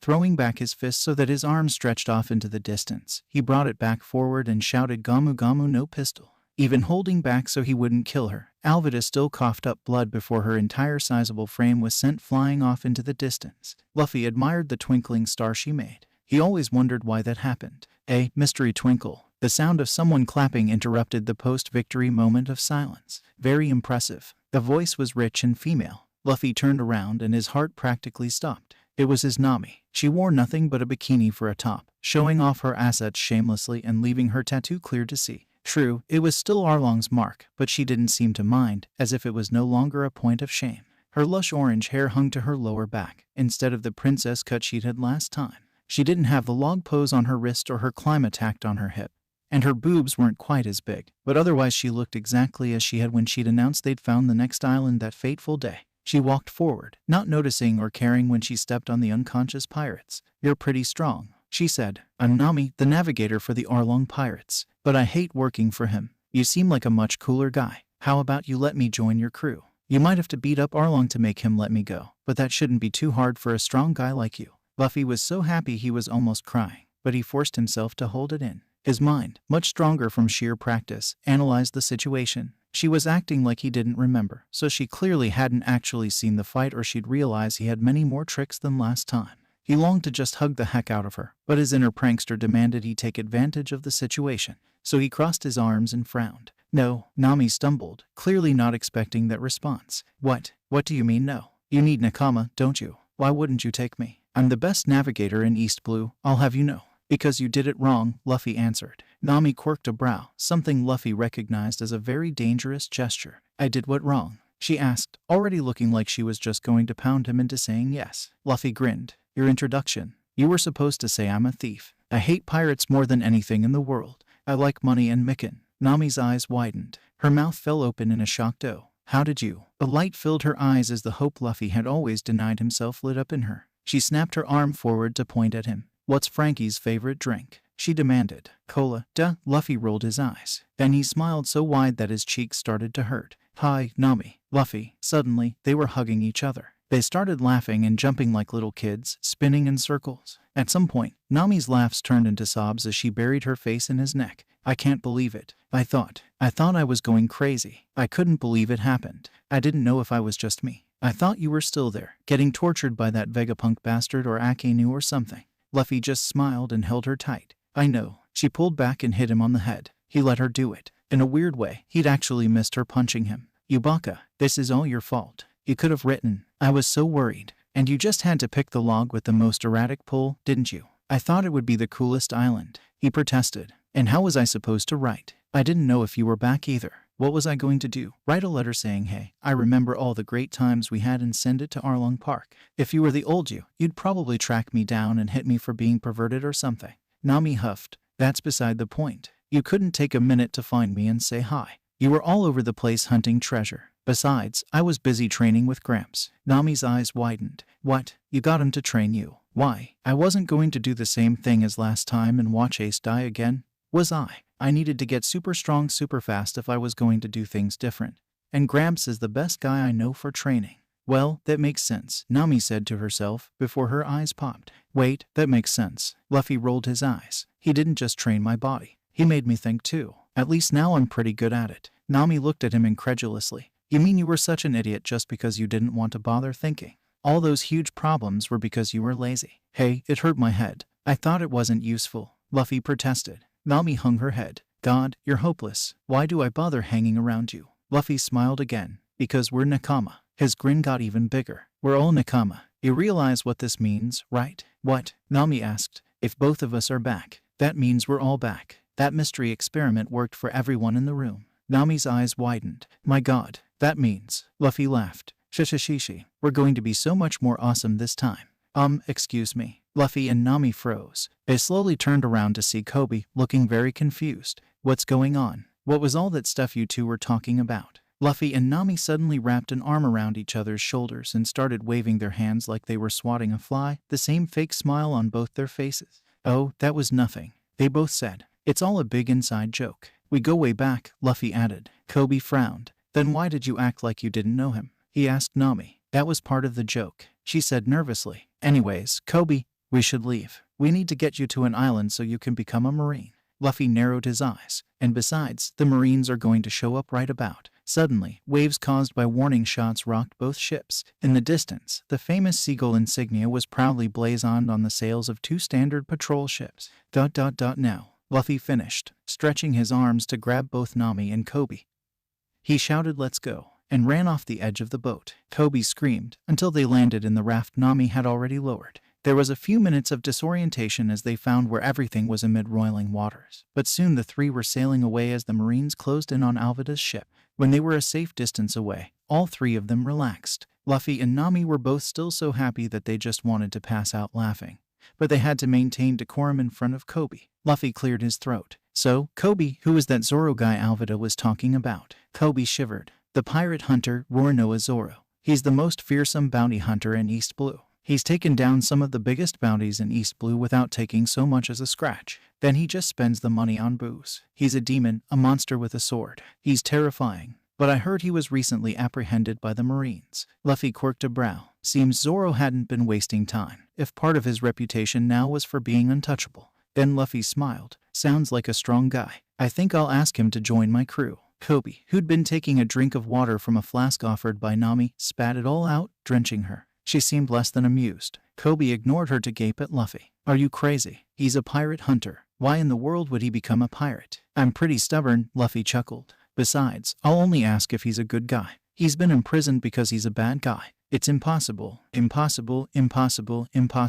He was cut off mid-rant as Nami assembled her bow staff and bonked him solidly on the head. Why'd you hit me? He asked Nami with a look like a hurt puppy dog. I felt like it, she responded, holding her staff on her shoulder and giving him a look that begged him to question her. Kobe, being quite accustomed to violent women, wisely decided to drop it. Besides, if Zoro's held by the Marines, then he's in a Marine base. That means we're both headed in the same direction. Luffy continued brightly, as if nothing had happened. Kobe sighed. You have a point. So, I don't suppose either of you know which way Shell Island is? That's where I heard it happened. That way, Luffy and Nami said simultaneously, pointing in the same direction. Nami looked more shocked than Kobe. who just shrugged and adjusted the tiller of the small boat. Luffy, how'd you know that? Nami asked sub voce. I hear it. Gramps had me work on Haki too. My observation's even better than that weird earlobe guy's now. Luffy answered just as quietly. Enel, but that guy could hear conversations from across an island. Nami yelled silently. Yeah, but he cheated with his devil fruit. I can do that all by myself. Luffy grinned. Nami shook her head. Geez, you're even stronger than after the 2 years, and we're starting out in East Blue. I'm not sure the world's ready for you. Who cares? Now we get to have even bigger and better adventures. Luffy answered. Besides, I have to be freakishly strong in order to make the plan work. Nami felt a shiver run down her spine. She had a feeling that she wasn't going to like this plan. What plan is that exactly? Luffy cast an eye at the clearly curious Kobe, wondering what they were muttering. I'll tell you and Zoro when we leave, he promised, and then settled for humming happily as he leaned back to watch the clouds. Nami sighed, but settled in for the ride. She coached Kobe on the best currents to use, her ability all but preternatural, and they arrived at Shell Island in record time. Wow, Nami-san, you're very good at navigation, Kobe commented as he tied the boat to the dock of the bustling town. When I said I was the best, I meant it, kid, she answered, puffing her chest out. This of course made Kobe look away to avoid a nosebleed, but he couldn't stop a heavy blush. Luffy giggled. He had really missed Nami's antics. He felt like he could fly without Jeppo. He felt so light. His nakama, the ones that had fought and laughed and cried with him, were back too. He wasn't going to be alone. He could sing, so he would. The islands in the south are warm. Paina Puru Puru. Their heads get really hot, and they're all idiots. Luffy took a breath. Second verse. The islands in the north are cold. Before he could get any farther, Nami bonked his head. Hey, Nami, don't ever sing that song again, she said simply, and took off at a brisk pace for the town. The boys followed behind, Luffy grumbling and Kobe chuckling nervously. The town seemed pleasant enough, but everyone seemed nervous. Luffy knew it was a bit wrong of him, but it was just so funny the first time. He bought a pear off a woman and asked Kobe loudly, hey, Kobe, where's that Zoro guy? In a flash, everyone was cowering against the walls, staring at Luffy as if he'd uttered some taboo. Perhaps it's best not to mention Zoro's name. He obviously makes people uncomfortable, Kobe stage whispered, catching up Nami, who hadn't paused in her march for the base. Kobe spoke up. Anyway, Luffy, Zoro's probably being held in the marine base. I hear this one's run by a Captain Morgan. Much to Kobe's surprise, Morgan's name prompted the same response as Zoro's. Luffy was still laughing when Nami finally came to a stop at the gates of the marine base. Kobe looked uncomfortable. That was strange. Why would people be afraid to hear Morgan's name? Maybe he's a bad guy, Luffy offered. No way. He's a marine officer. Of course he's a good guy. Don't be so sure, Nami cut in. Power corrupts, no matter what flag a person sails under. Trust me, kid.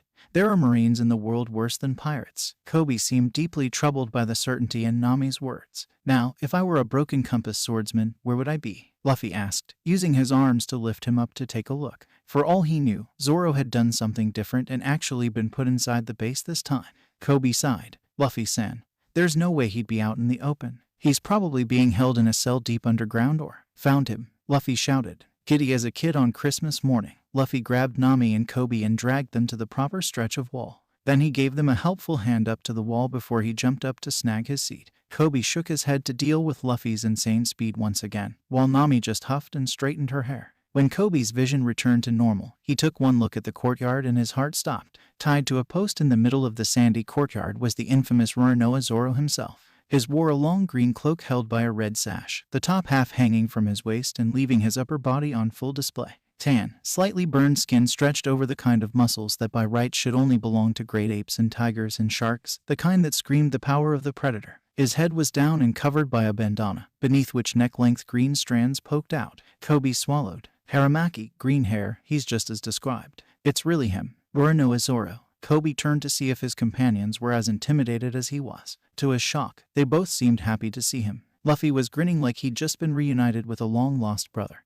while Nami had a half-grin like a kindergarten teacher who'd just walked into a screaming classroom after summer break. Kobe couldn't understand it. They were both pirates in the presence of the pirate hunter. Why weren't they afraid of him? He got his answer when Zoro looked up, his gray eyes piercing. You're late, Luffy. Luffy laughed. Sorry, Zoro. What do you mean he's late? Nami asked belligerently, like she was scolding a child. Kobe's blood froze, but Zoro just huffed. So you're here too, I mean he was supposed to come get me after 3 days. Not 3 weeks. It's been boring as fuck waiting. He's not late, you just showed up early. Nami shouted back, her teeth becoming like a shark. Then she just sighed. Then again, I suppose we should count ourselves lucky that you showed up here at all. With your nonsense of direction, you could have wound up in South Blue. Luffy burst into laughter. That's so true. After briefly escaping falling off the wall, the straw-hatted boy shouted, "Hey, Zoro, how'd you know it was us? Like us instead of just us? You're dressed the same," Zoro deadpanned. Nami grit her teeth. That's what gave it away. Luffy cocked his head. Hey, he has a point. Why didn't you notice my clothes were different, Nami? I don't bother remembering what guys wear, she shouted. Kobe felt like his head was going to explode. Would someone tell me what the heck is going on? He shouted. Luffy gave an apologetic smile. Zoro's an old friend too. I was just playing with you by asking earlier. Kobe could feel his eye twitching. How in God's name could the self-proclaimed future pirate king be friends with a man that had slaughtered every pirate he met? Before Kobe could ask another question, a ladder clacked against the wall next to him. He turned around, only to see a young girl holding her finger to her lip in a SHH. Then, she unrolled a sheet and rappelled down the other side of the wall. Kobe watched in a panic, half expecting her to get skewered by Zoro's gaze alone. Hi, Oniasan. I took your advice and made them with salt this time. I hope you like them as much as the last batch. The little girl, smiling like a cherub, proudly presented 2 rice balls wrapped in a cloth. Thank you very much. These look delicious, Zoro said in a surprisingly gentle tone of voice. Kobe watched in shock as Zoro kindly opened his mouth and took every bite the girl all but shoved into his mouth in her enthusiasm, making obvious sounds of appreciation the whole time. This was the bloodthirsty rogue that massacred half the bounties in East Blue. Just as Zoro finished the last bite, 3 men entered the courtyard. The girl tensed, and Zoro calmly whispered, "Just like last time, remember?" She nodded, and suddenly her face filled with rage as she started to slap Zoro's face with the now empty rack. Can't even defend yourself against a little kid, eh, Zoro? My, how you've fallen. Kobe raised his brow at the speaker's appearance. Clad in a lavender shirt and expensive suit, the boy didn't look that much older than him. He had blonde hair glossier than any he'd seen on a man, and had a cleft in his chin so deep it looked like someone had carved out a chunk. 2 Marines flanked him, so he obviously had some sort of position at the base, but Kobe couldn't see how. Weren't you the girl that snuck in last week? I like making fun of trash as much as the next guy, but this is government property. You wouldn't want to offend my father, would you? The boy asked the girl in the most mocking, patronizing tone of voice the human throat can produce. I just wanted to hurt him. He deserves to be punished for offending you, Helmeppo-sama. The little girl grimaced like it caused her physical pain to say that, but the blonde didn't seem to notice as he threw back his head and laughed. So true, he's a big idiot, and idiots deserve to be punished. But Daddy has issued a ruling that anyone that associates with criminals will be charged with the same crime. So don't come back or I'll have to punish you. Helmeppo snapped his fingers at one of the Marines. Take this girl out of here. Pull her by her hair so she knows not to try this again. The Marine stiffened. But, sir, Helmeppo turned around and grabbed the man's collar like he was a dog.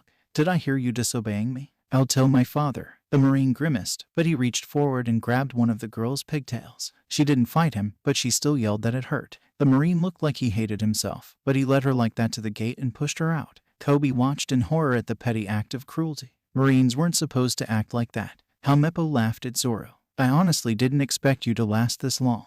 Zoro glared at him. I said I could last a month, didn't I? Sure. Don't go anywhere now. Helmeppo mocked, walking away like he owned the place. Zoro rolled his eyes. When he looked forward again, he saw Luffy standing in the same place as he had the first time, grinning that carefree grin that always made Zoro question the boy's sanity. Not that it really mattered if his captain was insane. Nami was there this time though, shaking her head. I'll never understand how you're so good with kids. You're so scary you should make them cry just by looking at them, she said. Zoro ignored her, as usual. Luffy held out his hand. So, same deal as last time. I spring you, you become my nakama. I should warn you that our adventures are going to be even crazier and noisier this time. I've had some ideas while I was waiting. Zoro just gave that smile that always appeared when he recognized a challenge and decided to take it. Can you just untie me already? Those rice balls just made me hungrier. Luffy laughed his lungs out. After a few minutes of Luffy tackling the knots and ending up just making them tighter, Nami stepped in and Zoro was walking stiffly in minutes. They grabbed Kobe, who seemed to be having a crisis of faith after seeing Marines being bad and a demon being pretty nice, and made their way for town. Everyone who saw Zoro walking free all but screamed and ran the other way. Luffy got a few good chuckles from that, and Nami made a couple of pointed jokes at Zoro's expense, but the swordsman was too tired and hungry to bother caring. They entered the bar run by the little girl's mom, and all noise stopped. The patrons all stared at the released swordsman like he was a ghost. The sound of crickets chirping was interrupted by Rika running up to Zoro, grinning wide. Zoro-Nason, you're free. How'd you do it? Did that nasty Helmeppo decide to let you go? Zoro grinned and crouched down, so the girl didn't have to crane her neck. No, that guy didn't let me go. My captain here got me loose. Rika turned her eyes to Kobe, who was standing right next to Zoro. Really? He seems like kind of a wimp. You sure he's your boss? Kobe sputtered, but Luffy just laughed. Not Kobe, me. I'm Zoro's captain. Monkey D. Luffy, nice to meet ya. Continuing like what he was about to say was as big a deal as the weather, he said, I'm going to be the Pirate King. Nami detected a slight shift in atmospheric pressure as everyone in the bar gasped, their eyes popping out of their skulls. Luffy cocked his head. He got why other captains got ticked off when he said that, but why did normal people act so shocked? Rika, too young to see the issue, just smiled. Wow, cool. Hey, you should have lunch here. Mama's cooking's really good. And Oniasan must be hungry after all that time tied up. I know my rice balls couldn't have helped much, she finished, an adorable pout curving her lips. Zoro patted her head, smiling tenderly in a way that shouldn't have worked with his harsh features, but it did. They were delicious, really. I could taste that you put all your heart in them. Amid enthusiastic chatter from Rika, the Straw Hat Pirates plus Kobe sat down at the bar. Once their backs were turned, most of the people ran for the hills. A few stuck around though, looking like they were waiting for an impending explosion. That and a bit of nauseous wonder, as Luffy and Zoro ordered everything on the menu twice over and proceeded to eat, drink everything with the manners of wild wolves as soon as Rika's troubled-looking mother set it down. Kobe didn't seem to have much of an appetite, picking at his meal while watching Zoro patiently answer all of Rika's incessant questions between sips. The swordsman, after a few minutes of feeling eyes on him, turned to look. Kobe instinctively flinched as those eyes landed on him, even though they held no obvious sign of anger. What is it? Kobe gulped, but spoke up. Luffy would protect him, right? You're nothing like what I expected. You don't seem like a bad guy at all. He's not. The real bad guys are Morgan and his stupid son. Rika yelled. She then explained how Morgan let his son have free rein to terrorize the town. And the only reason Zoro got captured was as a deal with Helmeppo to protect her after he'd killed the jerk's pet wolf. Kobe looked like he'd swallowed raw sewage as she explained how the Marine captain and his son abused their power. Luffy saw and just sighed. Kobe had a lot to learn about the world. Rika's mother spoke up after her daughter finished, a look of controlled fear in her eyes. Listen, I appreciate what you've done for my daughter, and I know that you probably did the right thing by freeing Roronoa-san, but I'm going to have to ask you to leave. If any of the Marines see you here, they'll report you and we'll be the ones to suffer for it. But Mama, they're nice guys. Why do they have to leave? Rika protested. Before she could answer, Helmeppo walked in. Not even seeming to notice the room, he swept a table clear of dishes by pushing them onto the floor, breaking them. Then he pulled out a chair and lounged, his escort standing behind him silently. Hey, old lady, me and my guards are going to eat for free today. He looked over to see she followed his order, only to fall over when he saw Zoro looking at him. Roronoa, what are you doing here? You're supposed to be tied up. The swordsman deadpanned. I got bored, so I asked my friends to let me go. Hi there, bastard son. Luffy waved cheerfully. Nami raised her wine glass in acknowledgement. Helmeppo hopped to his feet, suddenly furious. How dare you? He was an official prisoner of the Marines. You just broke the law. What's your point? Nami asked, taking a sip. My point is that's a crime. The overgrown blonde baby shouted. So what? We're pirates. We're above the law. Luffy shouted proudly. Helmeppo gaped, apparently unused to such casual disregard of the authority he'd used as a weapon his whole life. He rallied and pointed at them accusingly. You three are criminals, but more importantly, I don't like you. Zoro, looks like your execution's getting moved up. Men, kill them. Helmeppo's escort drew their sabers, apprehensive looks on their faces. There was something off about this trio, something that warned them they had no chance of beating them. Luffy's grin disappeared and he turned his eyes on them. Both men froze. It was like looking down two cocked gun barrels. The smiling idiot had vanished, and in his place was a ruthless warrior. Then he opened his mouth and said just one word. No. An unearthly feeling invaded their senses, and the two men collapsed on the ground. Helmeppo gaped, as did Kobe and Rika's mother. Did he really just take down two trained Marines with just a word and a glare? Rika had glitter in her eyes, mouthing cool. Then Luffy held up a fist. Don't threaten my nakama, he said. And then his fist rocketed forward. Helmeppo felt his nose explode in pain. And then his whole world went black. He collapsed beside his men, his broken nose spraying blood everywhere. Luffy turned to look at Rika's mom, who took a step back. But she was confused when he just smiled wide. Sorry about the mess. I just really wanted to punch that guy. He's so annoying. Kobe gaped. Luffy-san, what did you just do? I beat up a couple scaredy cat Marines and a jerk. Is that such a bad thing? If anything, it's a public service, Nami chimed in. Luffy hopped off his stool. Well, I'm not hungry anymore. I think I'm going to go beat up Morgan now. He sounds like a bigger jerk than his son. Besides, we have to get Zoro's swords from the base. What's a swordsman without his katana? Pissed, dishonored, or retired, Zoro stood up too, reaching out to ruffle Rika's hair one last time. Thank you very much for taking care of me. I'm glad I was able to help you. Rika giggled. Thank you, Oni-san. You were really brave to help me. And thank you for liking my rice balls. I want to be as good a cook as Mama one day. Luffy ruffled around in his pockets and pulled out a sealed envelope. He handed it to Kobe, who took it in surprise. Here, once things settle down a little, go to the base and give the new guy in charge this letter. It should get you in without a problem. Kobe didn't question how a pirate had such a thing. Luffy seemed to do 12 impossible things an hour. I don't know how to thank you, Luffy-san. I owe you so much. Luffy grinned. You can pay me back by becoming an awesome marine. Just don't become a jerk. Hey, maybe when I'm Pirate King, you'll be an admiral. We can meet each other again when you come to try and kill me. Chishishishi. Kobe just shook his head, trying to hide his tears of gratitude. Nami smiled at the sight, before turning to Rika's mother. Here, this should cover everything. She pulled a roll of bills from her bikini, making the other woman raise a brow, and handed her the whole thing. Rika's mother gasped. A quick estimate told her she'd just been handed enough to pay for the huge meal twice over. Nami just smiled and turned to follow Luffy and Zoro out the bar. She might be parsimonious and greedy to a fault, but she'd always have a soft spot for mothers and people who were oppressed. Luffy took a second to enjoy the breeze and the sun on his face. Nami came up beside him and asked what was that letter. Luffy. In order to get Gramps to train me, I kinda let him think I was going to become a marine.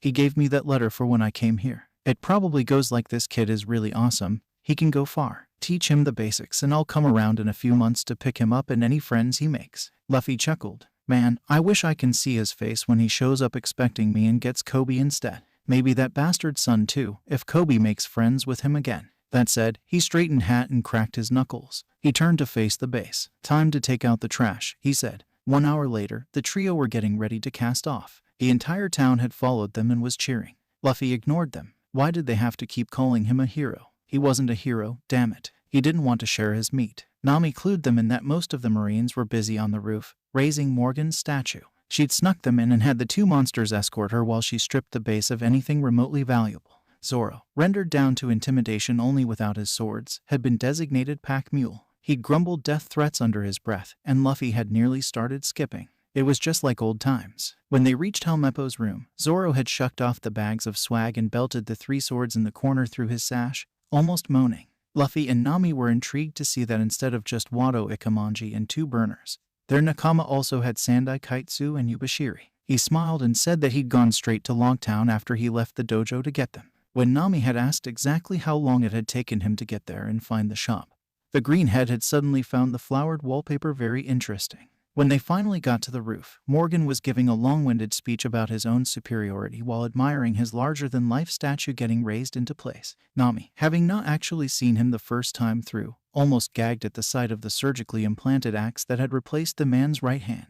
Morgan had noticed them and turned to glare at them. Who the hell are you 3 insects? Luffy yawned. Well, I'm Luffy, and I'm a pirate, and I heard about you in town, and I decided I don't like you. So I'm here to kick your ass. The Marines had gaped in shock, while Morgan's forehead had become a tapestry of tick marks. He opened his mouth, probably to condemn them and brag about his title. But Luffy didn't see the point of dragging this out like last time, so he'd thrown out his leg in a simple Gamu Gamu no stamp. Morgan had coughed out blood before being sent flying through his own statue, shattering it to gravel. Luffy had given a thumbs up to the gobsmacked crowd, turned around, and jumped with Zoro and Nami off the roof. Luffy took a moment to scratch the lump she'd given him for that. 2 in one day, that might be a new record low. She really must be happy to see him again. Hopping in the boat, Luffy turned around and waved to Kobe and Rika in the crowd. They waved back unafraid. No one would notice them with everyone else doing exactly the same. The news had spread like wildfire, and the whole town had come to catch a glimpse of the man who had shown up out of nowhere to defeat their tyrant. Bye, Luffy shouted, giving a little chuckle when he saw the Marines salute them like last time.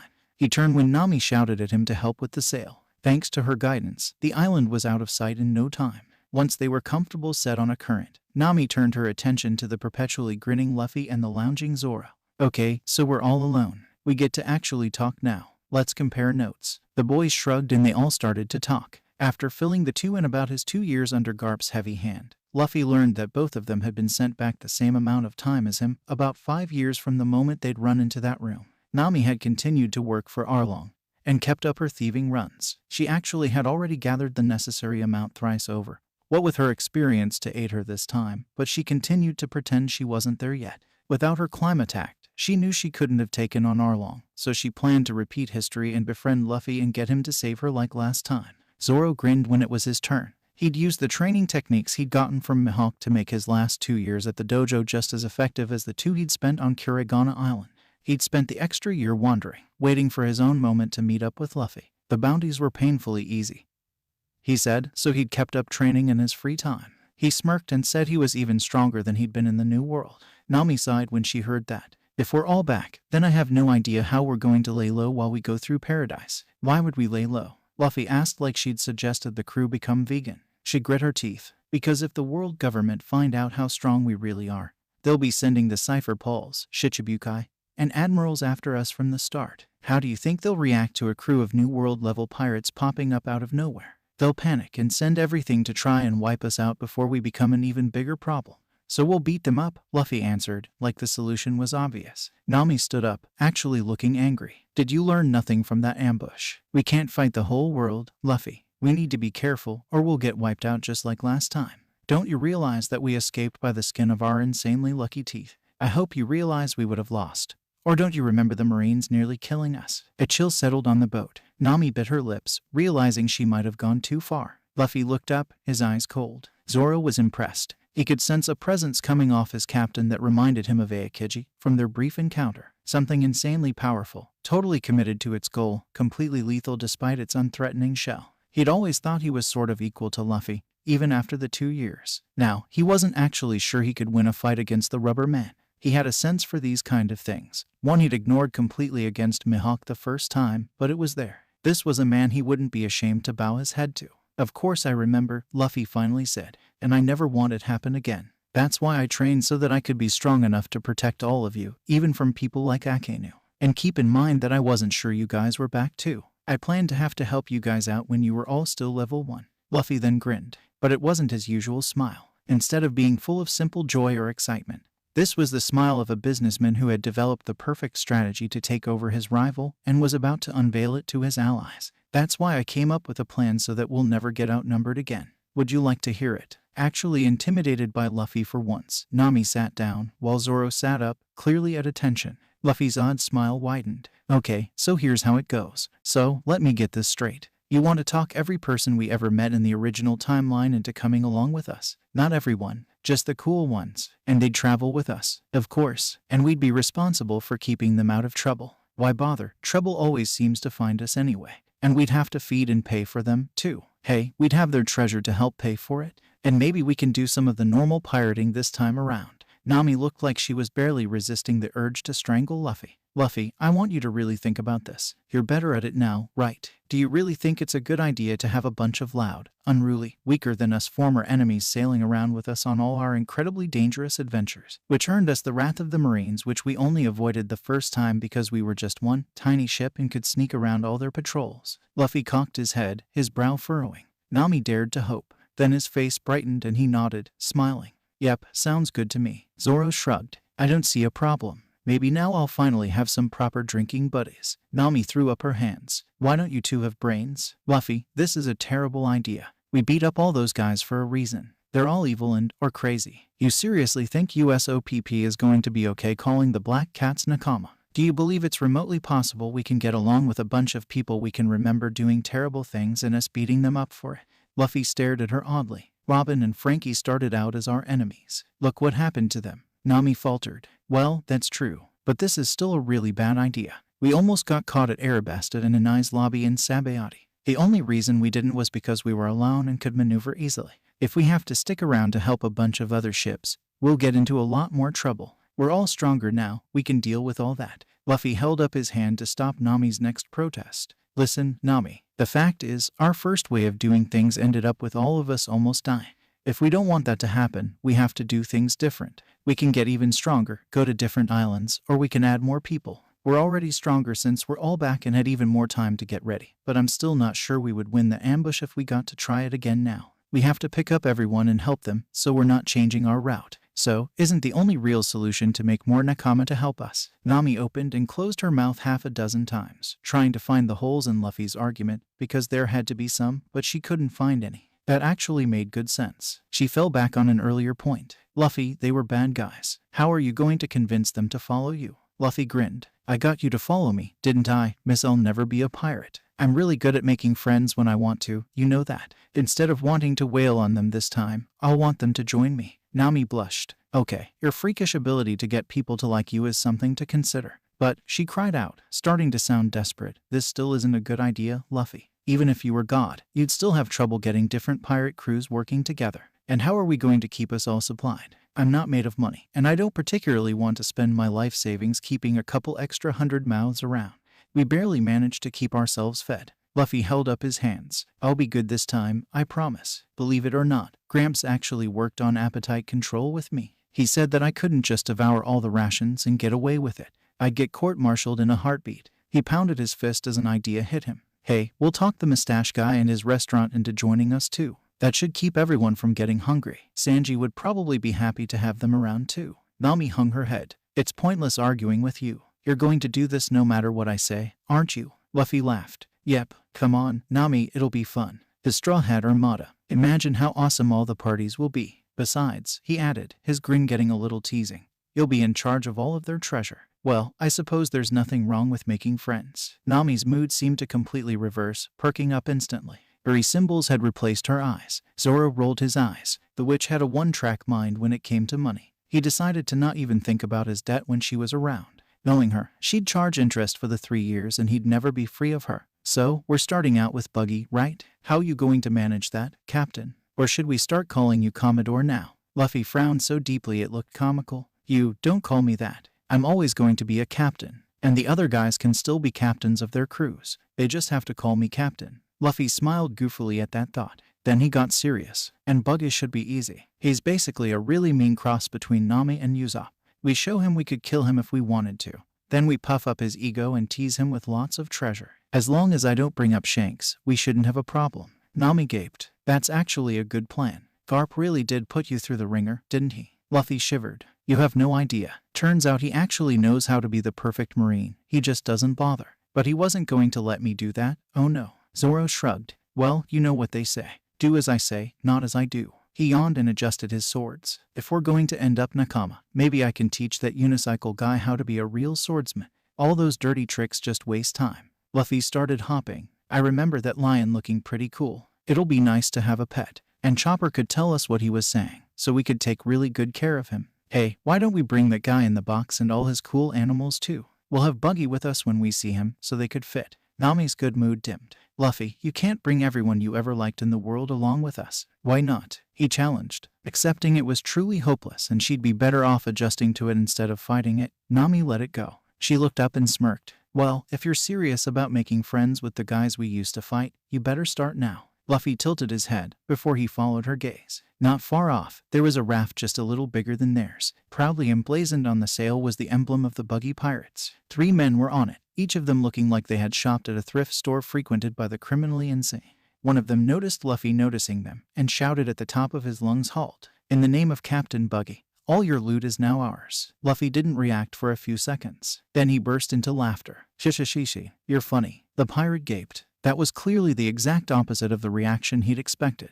Then, as was often the case with stupid men, he dealt with the unknown by decided to smash it. "You dare to mock us? Guys, let's kill him." The trio of time travelers watched in thinly veiled amusement as the pirates sailed up alongside them. With a well-timed jump with the swell, the 3 buccaneers joined the Straw Hats on the now cramped raft. The lead one, the one that Luffy had laughed at, pulled his sword out and brandished it right Luffy's face. "Thought you'd laugh at us, did ya? Well, this is what happens when you mess with the Buggy Pirates." The guy was probably going to pull back his arm and give a big slash or stab, but the world would never know. Faster than the untrained eye could see, Zoro unsheathed Watto and sliced clean through the far inferior blade at the hilt. He then settled his grip so that the tip of his beloved sword was settled on the skin right above the man's nose, between his eyes. The speaker suddenly broke out in a cold sweat. In an instant, the tables had turned. He looked down the length of cold, remorseless steel into the bored eyes of the man who suddenly held his life. The greenhead frowned slightly. "Don't point things at my captain." Luffy pouted. Zoro, I wanted to see what he'd do. Besides, you know I could squash this guy like a bug before he could do anything to me." "True, but it's the first mate's duty to look after the captain when the captain is too much of an idiot to do it himself." Well, by that logic, we should just name you official babysitter, Zoro. Luffy's always an idiot, Nami remarked. Luffy glared at her. I'm not an idiot. I just don't bother to overcomplicate things and have a healthy appetite for adventure. It's only an adventure if you live through it. Otherwise, it's a tragedy. You need to loosen up, which, maybe you should throw the cook a bone when we meet up again. Your pipes probably need a good snaking. The pirates could only sweat drop as the redhead punched the swordsman so hard his head made a dent in the floor. No longer held at sword point, the lead guy retreated behind his mates, where the three of them gaped at the broken sword. What had they gotten themselves into? Luffy hopped over Zoro to stand in front of the three, all of whom flinched. The freakishly fast swordsman had called this guy captain, so he had to be even stronger, right? Luffy just grinned like always and held out his hand. Hi there, I'm Monkey D. Luffy. Who are you guys? The three exchanged glances, almost telepathically communicating the idea to just go along with whatever this was. I'm Mo, the one on the right said. I'm Larry, the poor leader said. I'm Shemp, the one on the left said. Captain Buggy calls us the Three Stooges, since we always work together.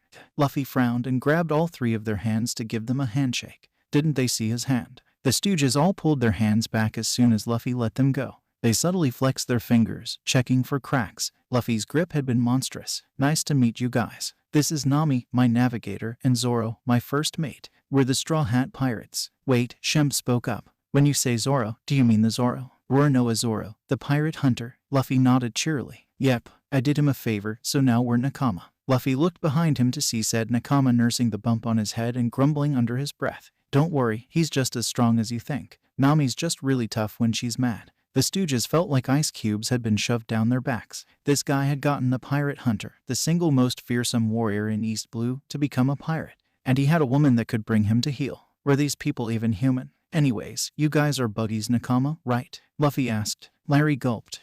Yes. Though we're pretty much at the bottom of the ladder. Oh, and sorry about all that looting you business earlier. That was just, a joke. Yeah, a joke. We're all about jokes, us Buggy pirates. We're the flashiest pirate crew in East Blue. Captain Buggy likes to keep things funny. Haha, he tacked on weakly. Mo whispered in his companion's ear. Dude, why'd you have to get so worked up at him laughing? This guy seems even scarier than the captain. Hey, I'm not that scary, Luffy protested, freaking the Stooges further with his apparent super hearing. Stronger than him, sure. I'm way stronger than that clown. But I'm not scary. He huffed, seriously ticked off by that adjective. Being a pirate didn't make him scary. Awesome, sure. But why did people act like being scary was a good thing? Anyways, could you introduce us to Buggy? I want to talk to him about some stuff, captain to captain. Larry looked nervously to Mo and Shemp, both of whom seemed as lost and scared as he was.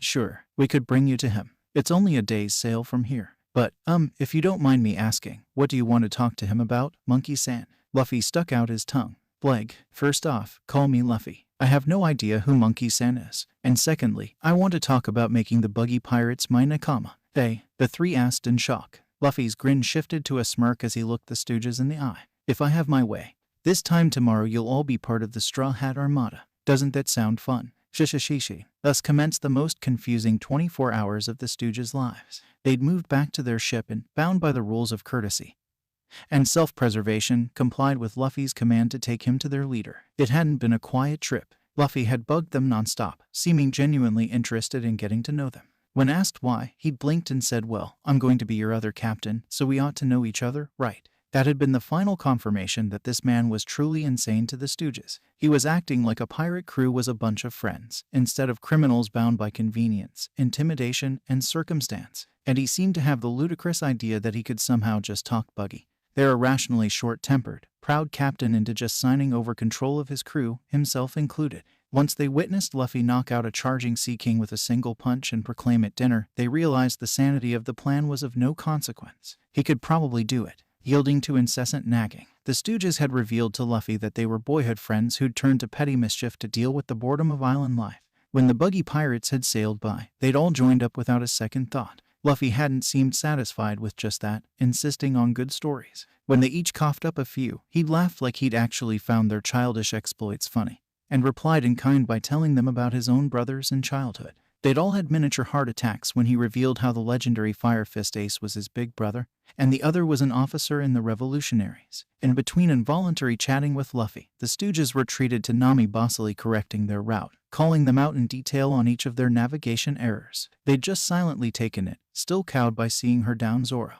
Mo, the most sea-savvy of the three, was silently impressed to see they actually were making much better time following her advice. Zoro had bummed booze off of them, and come dinner time, he talked them into a drinking game. None of them really tried that hard, deciding it probably wasn't wise to drop their guard, but they'd been shocked at both Zoro's tolerance and how boisterous he was once he got a few pints in him. Luffy had been a riot, trying to drag them into singing and dancing, and whining about how they couldn't cook the meat, Nami instead having Zoro slice it up so she could arrange some sushi and sashimi. After a rather restless night of sleep, Nami had woken the men all up at the crack of dawn to continue the trip.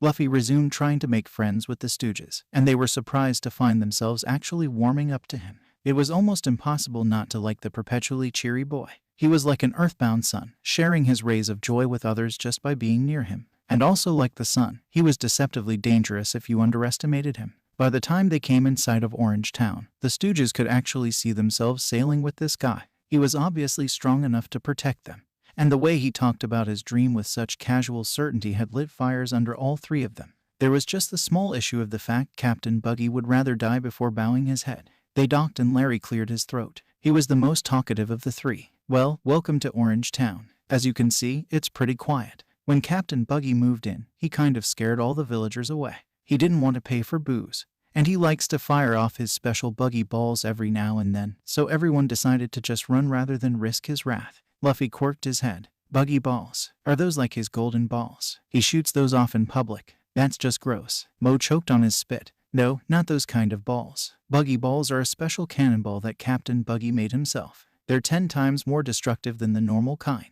Captain Buggy likes to blow things up. He's a bit obsessed with flashy things, Shemp said, almost apologetically. He was the shyest. Nami frowned. So he's just destroying these people's houses because he feels like it. She already knew that, but she didn't want to draw suspicion by seeming to know too much. Zoro frowned at her. You forgot that already, which? The Stooges gulped as they watched Nami once again fell the man who had sliced a sword clean through with nothing but her fist. What's that about? Larry asked. Luffy waved a hand like he was swatting a fly. We actually have a lot of information about lots of different things, like Buggy. Nami thinks we should act like we don't know, for some reason. It's called discretion, Baka. What's the point of knowing secrets if you just blurt them out? She asked, her fist still smoking. Luffy shrugged and turned to Larry. So, take us to Buggy. I want to make him my nakama in time for lunch. We need to have a big party to celebrate him joining the Armada. And it'll be even more fun since you're all like clowns. It'll be like a circus, and you'll have meat. Luffy started to drool at the thought of hot meat. He hadn't had any for almost 24 hours. 24 hours. The Stooges all chuckled. Zoro smirked around the threats on Nami's life. Known him less than a day and already Luffy had them. Looks like he'd get his drinking and sparring buddies after all. Larry stepped forward. Well, we're all holed up in a tavern in town. Right this way, Captain Luffy. Mo and Shemp blinked at the address, but shrugged and followed. Heck, even if he just killed Buggy and took over, he'd still end up their captain. Might as well get used to it. Luffy followed his newest nakama through the deserted town.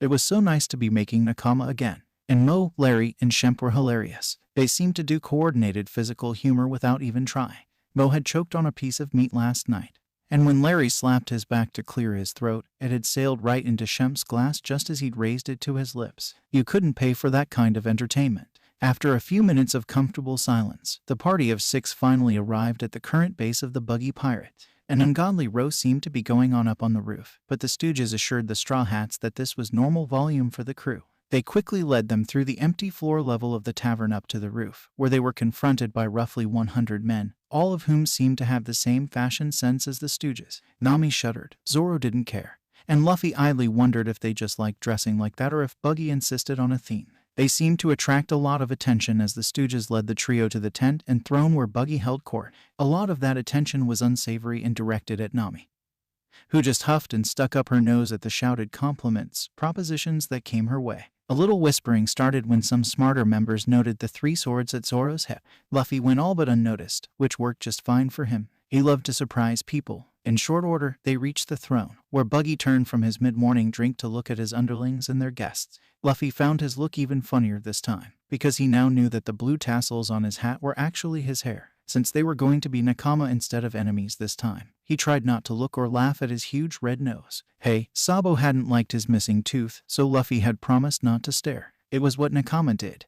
And brothers were just really super close male nakama, right? Buggy picked his nose. Ah, the Stooges. How was your raid run? Did you idiots actually manage to get any treasure? Or is that why you brought these three? Are they hostages? They don't seem like they'd be worth much, except maybe the woman. Nami started to march forward, murder in her eyes, when Luffy placed a calming hand on her shoulder. Shemp whispered to Mo 500 on Nami if they end up fighting. No bet, Mo replied. Larry, actually sweating now that the moment was at hand, swallowed and spoke up. Actually, Captain Buggy, these are the Straw Hat Pirates. Their captain, Luffy, wanted an audience with you. He has an proposition for you. Oh, Buggy leaned forward, his eyes narrowing. And what would some no-name pirates have to offer me, Buggy the Clown? Luffy stepped forward, frowning. After faking falling asleep so the Stooges would, Luffy had gone over the fine details of his plan with Zoro and Nami. She'd begrudgingly given her stamp of approval, and Zoro had no issue with his part, but Luffy had to do some tricky maneuvering. Luckily, Buggy had already made the first move. First off, we aren't nameless. I'm the terror of Goa.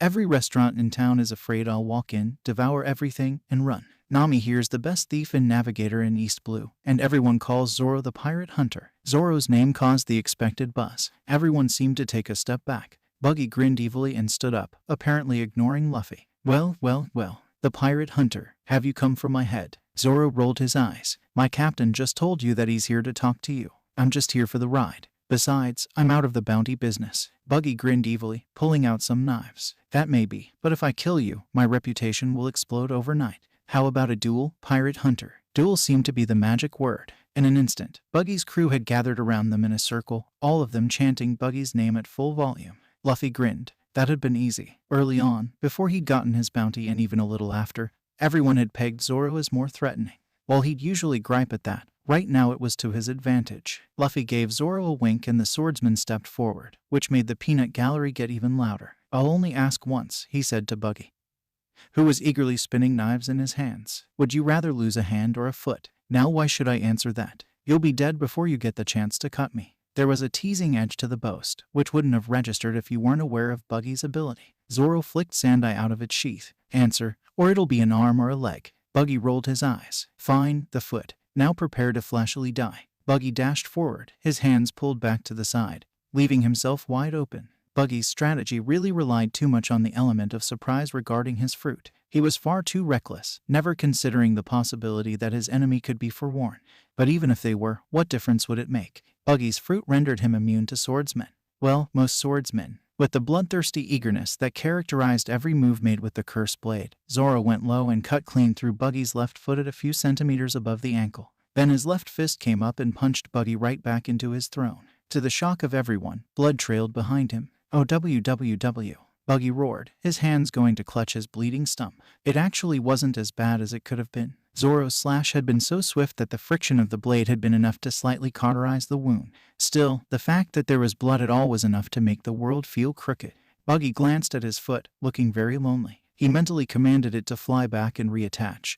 But nothing happened. He couldn't feel it. It was truly separated from him. Buggy looked up at Zoro, who was flicking the blood off his blade and resheathing it, his body trembling. Memories of his early days on the most dangerous sea returning to him. Buggy sputtered accusingly, why you have hacky? Zoro just smirked. Luffy walked past him, reaching down to pick up Buggy's foot. We both do, Luffy said, smirking as his hand turned black. Buggy's eyes almost popped out of his head. Without flinching, Luffy squeezed. There was an unholy crackling sound. When Luffy opened his hand, Buggy's foot was nothing but a red, squishy ball. Several members of Buggy's crew, shocked by this turn of events, audibly lost their breakfast at the sight. Dropping the ruined body part, Luffy walked forward to stand right in front of Buggy. Now, are you ready to hear my proposal? Buggy gulped. This was exactly why he'd fled here, to the weakest of the 6 oceans, so he'd never have to deal with men on this level ever again. Now that he paid attention, the boy with the hat had a presence, a weight that pressed against his senses. It was muted, so he wasn't exerting it, but Buggy knew exactly what it meant. He'd felt the same from Rayleigh and Captain Roger. This man had the king's disposition. Realizing he didn't have the upper hand, Buggy swallowed his pride.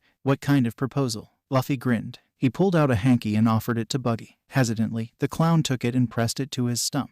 I'm Monkey D. Luffy, the man who will become the Pirate King. How would you like to be the first ship to join my armada? A shocked muttering broke out among Buggy's crew. Those words were taboo. And the idea that Buggy would join another man's crew. Preposterous. But so was the idea that Buggy could get hurt by a sword. Falling back on bravado, Buggy scoffed. So what, you're some Krieg wannabe. You plan to get a bunch of underlings to protect you so you never have to get your hands dirty. Luffy frowned. Actually, I was thinking more like that Whitebeard guy. I'd never use my nakama as shields like that. Besides, I like getting into fights. It's a great way to work up an appetite. Buggy swallowed. The whole thing would have sounded ridiculous if the boy wasn't so clearly powerful. But still, the idea he would bow his head. No way. You don't know the first thing about me, Straw Hat, if you actually think I'd agree to this. Luffy grinned mysteriously. Actually, I know a lot of things about you. I know you take such good care of your hair because your mother loved to brush it, and after she died, it was your way of remembering her. I know that you act like a clown because kids always made fun of your nose, and before you were strong enough to just shut them up, you decided to make their insults a shield. I know you ate the bara bara no mai, even though you were planning to run away from your crew and sell it, because Shanks surprised you after you hid it in your mouth. And just now you thought that my hat looks a lot like Shanks. That's because Shanks gave it to me. But I wonder why you call it Shanks' hat. Didn't it belong to Roger before he gave it to Shanks? Luffy grinned at Buggy's gobsmacked look. Yep, I know who your old captain is. Couldn't he hear the voice of all things too? Hearing a person's thoughts had only been the second coolest thing Garp had taught Luffy about observation.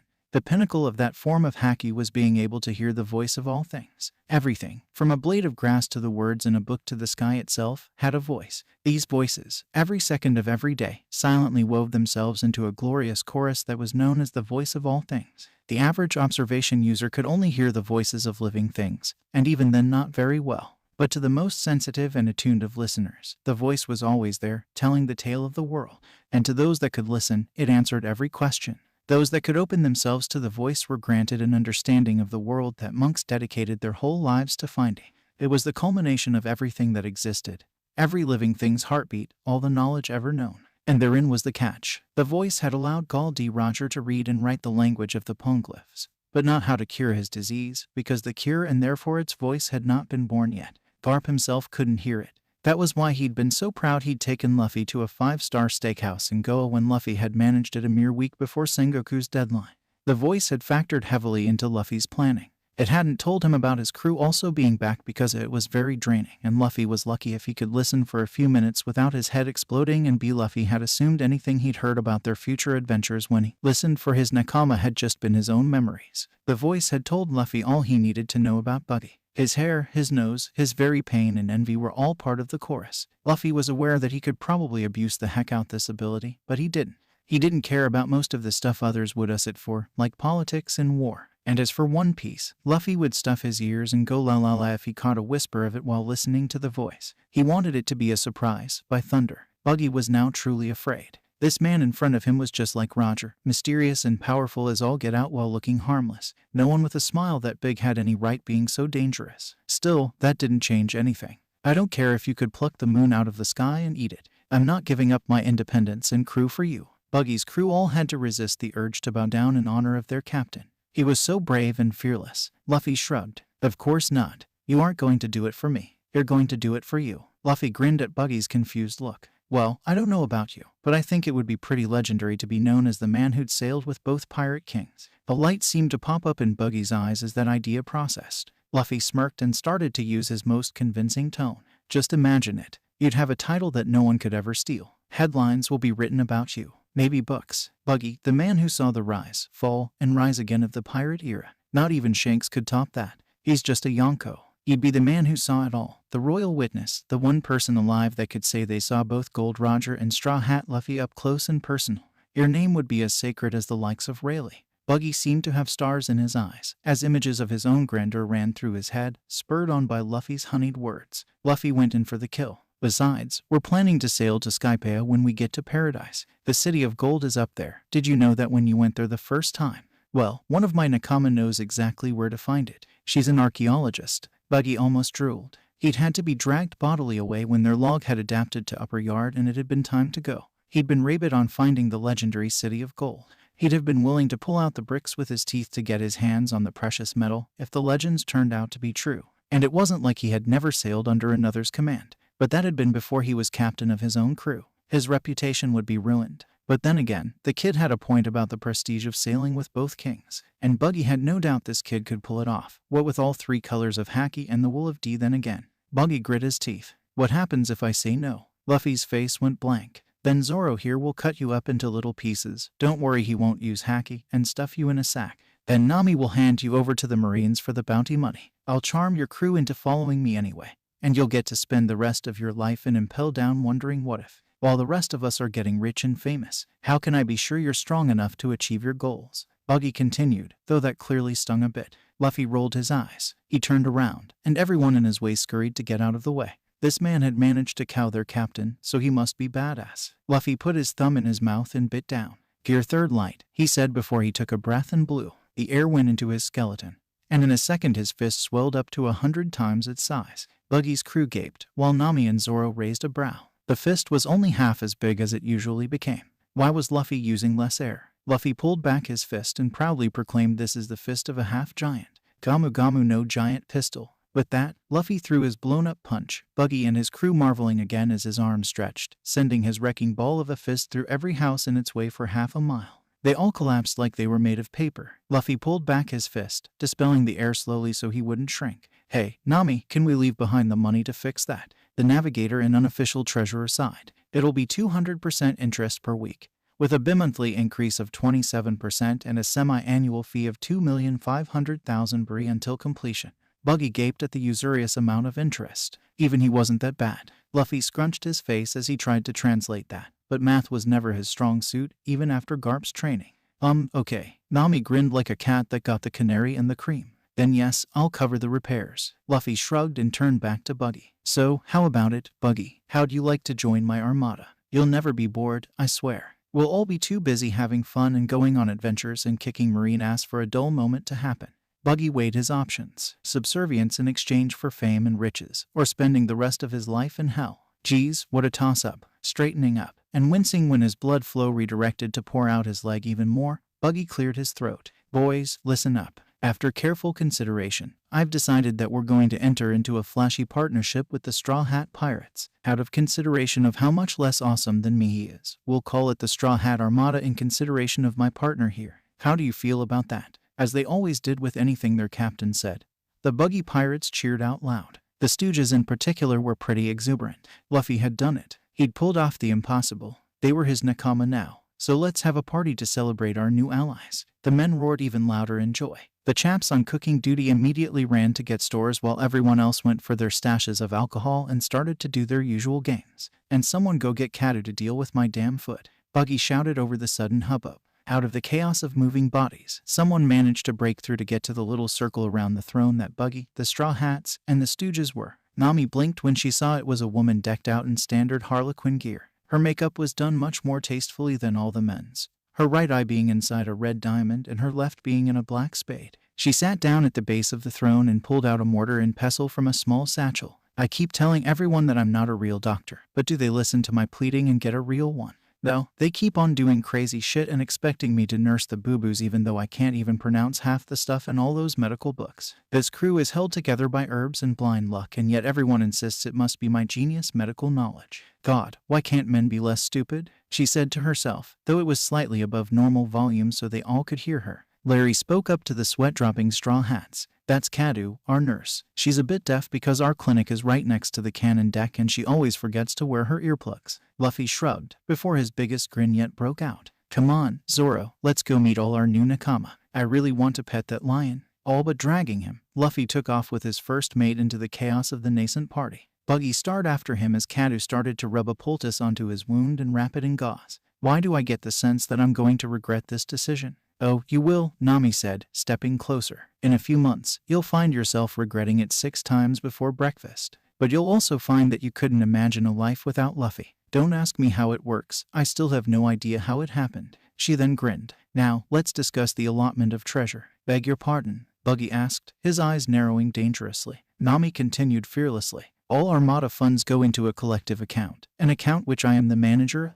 For storage reasons, it'll stay on your ship, but it all belongs to me, I mean, the group. Since you've got that map of Reverse Mountain as collateral and considering you've just been lamed, I'll allow you 10%. Buggy gasped. "How dare you? I'm Buggy, and I'll never give up my treasure. I won't accept a single berry less than 50%. 10%. Nami insisted, her shrewd expression unchanging. 48%. 10%. 39%. 10%. 27.5%. 5%. He went the wrong way. While Buggy and Nami continued their ruthless negotiations, Luffy was having the time of his life. These guys knew how to party. He'd give them that. He was swallowing legs of meat by the bone, and he'd never had so many chances to play games or sing. He settled all questions about how he'd done his giant punch with his classic cheek-stretching routine. The Stooges tagged along with him, making introductions whenever Luffy paused to notice a particular member. Luffy could already feel his head spinning from all the names he had to keep track of, but he was determined to remember them all. He wasn't going to be the kind of bastard captain that didn't know the name of the guy who died fighting with him. Zoro, meanwhile, had tracked down Kabaji and talked him into a healthy spar. Needless to say, the unicyclist was getting epically PW'd with just one sword. But, to keep it from getting too out of hand, Zoro made a drinking game out of it. Every time someone landed a blow, they had to drink. Despite being 3 bottles of quality seiken, Zoro was still going strong. The few had gathered around to marvel while Kabaji got steadily more embarrassed. Luffy finally ran into Moji and his awesome lion, Richie. Moji was quick to suck up to Luffy, saying what an honor it was to sail with someone so strong, blah blah blah.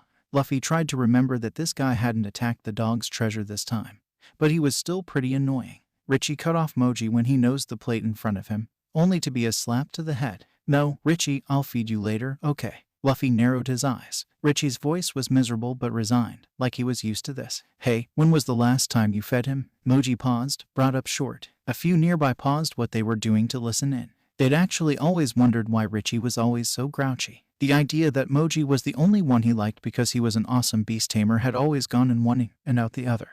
What day is it?" Everyone listening sweat dropped. "Thursday," Luffy answered. "Thursday Moji asked, trailing off in a questioning tone. The sweat drop grew bigger. "The 6th, Luffy answered again. "The 6th of." The sweat drop swelled so big that many lost their balance and fell on their faces. Luffy took a deep breath, clearly trying to keep control of his temper. Moji quivered. He'd angered the guy who'd terrified his captain. Luffy carefully brought out just enough conquerors to make Moji fear for his life. "You're never to put off his feeding like that ever again. You're going to feed him every day until he dies, you hear me? I will not have my pets treated like this," turning off the intimidation and trying to be soothing.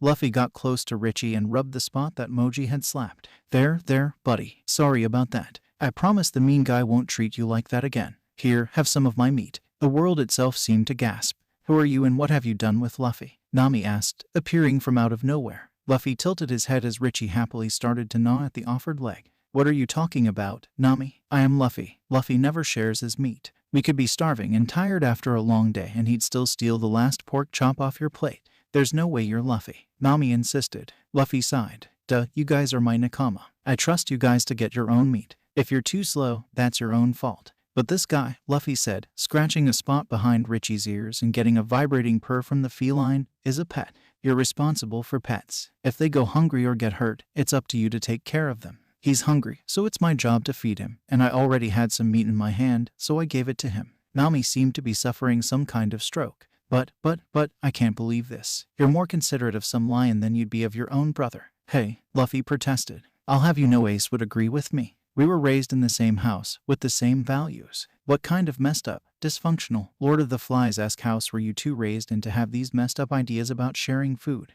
"The house of the Dadden family, the most fearsome bandits on Mount Kalubo. Or so they tell themselves. Anyway," Luffy answered, now giving Richie a belly rub. Nami froze. "You were raised by mountain bandits?" "Yep. That explains so much," Nami said. She shook her head and turned around. "Whatever, I've got to get back to discussing allowance privileges with Buggy. He's crazy if he thinks I'll give him 11.61%. That's way too much." The Buggy pirates observing this exchange all exchanged looks. Life was certainly going to be more interesting with these guys around.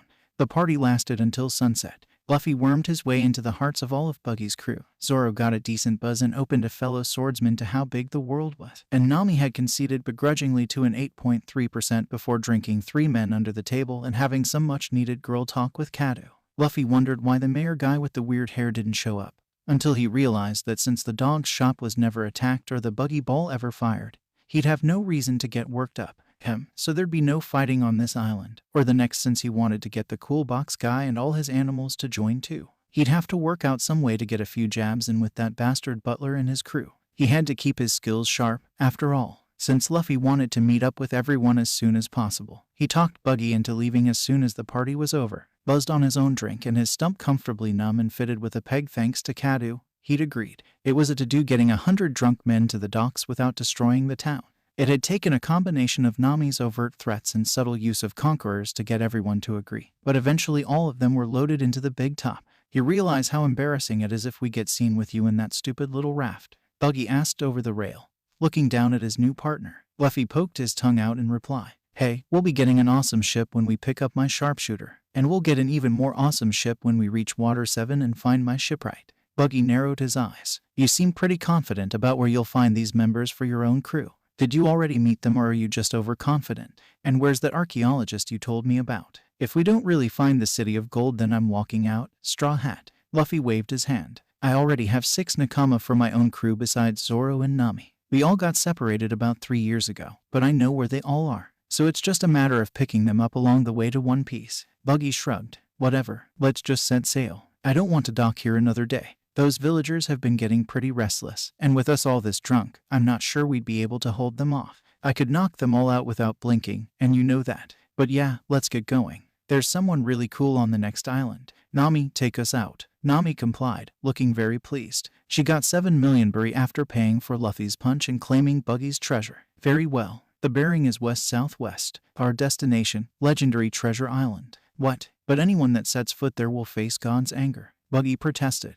Luffy just grinned. You let me worry about that, Buggy. You just work on clearing some space on your ship. We're going to be picking up some passengers on the island. Buggy hung his head. Just like Roger. I can't tell if you're being mysterious or stupid. Whatever. Let's go. Luffy shouted as he left Orange Town with the first addition to his armada sailing behind him. And pretty soon Richie would have some friends to play with.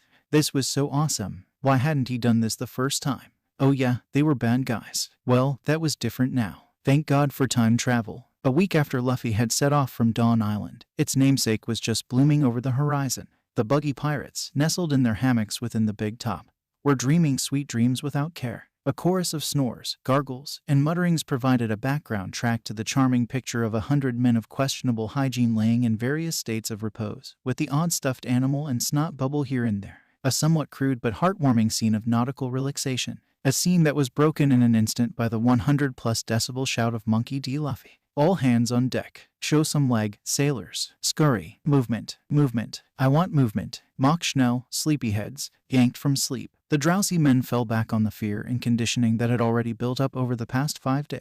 There was a veritable stampede as every man rushed to get on deck. Luffy spurned them on with more eardrum-shattering commands. In less than a minute, every clown was up on deck, shivering but at attention. Luffy walked calmly along the deck, surveying the ranks. He came to a stop and smiled. Gentlemen, he started, you've really impressed me over the past few days. So I've decided that you've all earned a day off. Really? One of them asked, visibly brightening. Luffy slowly walked over to the one who spoke, ignoring or uncaring of how every man visibly tensed as he passed. Coming to a halt in front of the speaker, Luffy reached out a hand and placed it comfortingly on his shoulder. He leaned forward, like he was about to tell a secret, and the man leant forward too. Hell no, Luffy shouted right in his face, spraying him with spittle. You're all a bunch of jokes. None of you would last 1 second, against any real pirates. If anyone saw you guys in a fight and knew you were part of my armada, I'd be ashamed. Ashamed? Do you want that? Would you like to shame me? No, Captain Luffy, came the thunderous response. Every man looked to be fighting tears, whether of fear, hurt, or self-loathing. Luffy had already strung each of their heartstrings into his own personal fiddle. They would die for him. Do you want to make me proud out there, boys? Yes, Captain Luffy. Then start running. Run. Move. Move as if the devil himself and itself is upon us. Run for your bumfucking lives. In an instant, all the men were running laps around the deck slightly faster than was healthy. Luffy spurned them on with more backhanded compliments. Zoro, listening from the raft far below, merely chuckled before continuing his morning meditation. Luffy had surprised everyone when he'd woken every single Buggy pirate up at the crack of dawn right after their party. Any resentment had only multiplied exponentially before dying from exhaustion as Luffy started to put them through the workout of their lives. By Luffy's logic, being part of his armada made them his nakama, even if they weren't on his personal crew. Ergo, he couldn't stand to think of any of them dying. Yet, at their current level, they'd fall like wheat before a sickle against any 8-digit bounty they ran into. So, for their own good, Luffy had to reduce them to quivering puddles of sweat and humiliation. Every morning. Makes perfect sense, right? Buggy rubbed his eyes as he walked out on deck from his personal cabin, watching as his partner switched his men to push-ups. He was getting the sense that Luffy has stolen the spotlight of his crew's admiration. He'd probably be more worked up about that if the hat-obsessed young man couldn't kill him with his little finger. Pain is weakness leaving the body. Embrace it. Keep right on going, Kevin. You should be proud of that vomit. That means you're working harder than all these losers. Do you want to remain losers, boys? Or do you want to be winners? No passing out, Carl. You do that in a fight, you're dead, and everyone that goes to help you is dead. You want to kill your nakama? No? Then, keep going. Luffy cleared his throat, then turned to Buggy. Oh, you're up, partner. Didn't see you there. Have a good night's sleep. Buggy only shook his head. Thank my flashy stars I met your standards. Who knew you were such a closet sadist? Luffy frowned. Hey, I don't like to see them hurting. That's the whole point of doing this, so they won't get hurt when it counts. Luffy shrugged. Besides, I'm just training them the way I learned. What kind of stone-cold sociopath taught you like this? Buggy shouted. My grandpa, Luffy stated. Buggy's jaw actually detached. He grabbed it from its floating to reattach it. Your grandfather treated you like this? He asked incredulously. Yep, he gave me no quarter, and I asked for no quarter. Luffy quirked his head. Why am I telling you this? You met him, you ought to know how he's like. I mostly certainly have not. I think I'd remember some loud, destructive old geezer. Buggy huffed. Luffy suppressed a snicker. Really? Say, Buggy, what's my full name? Monkey D. Luffy, Buggy answered. Are you sure you can't remember my grandpa? My name doesn't ring a bell. Perhaps my attitude, because I'm pretty sure I inherited his smile, obsession with a certain type of food, narcolepsy, and habit of breaking things by accident.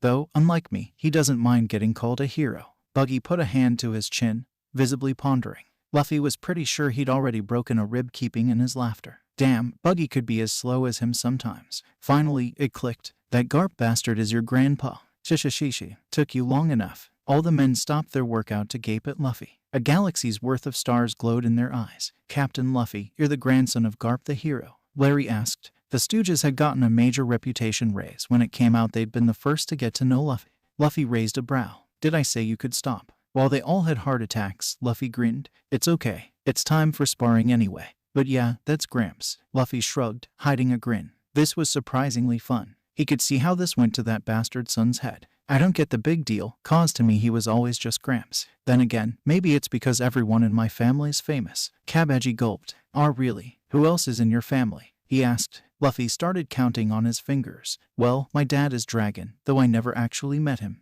Then I guess you could call Shanks that favorite uncle you never get to see. Then there's my brothers, Ace and Sabo. Thanks to Ace, if you squint, I guess you could call Whitebeard my stepdad. And I have no idea about my mother's side.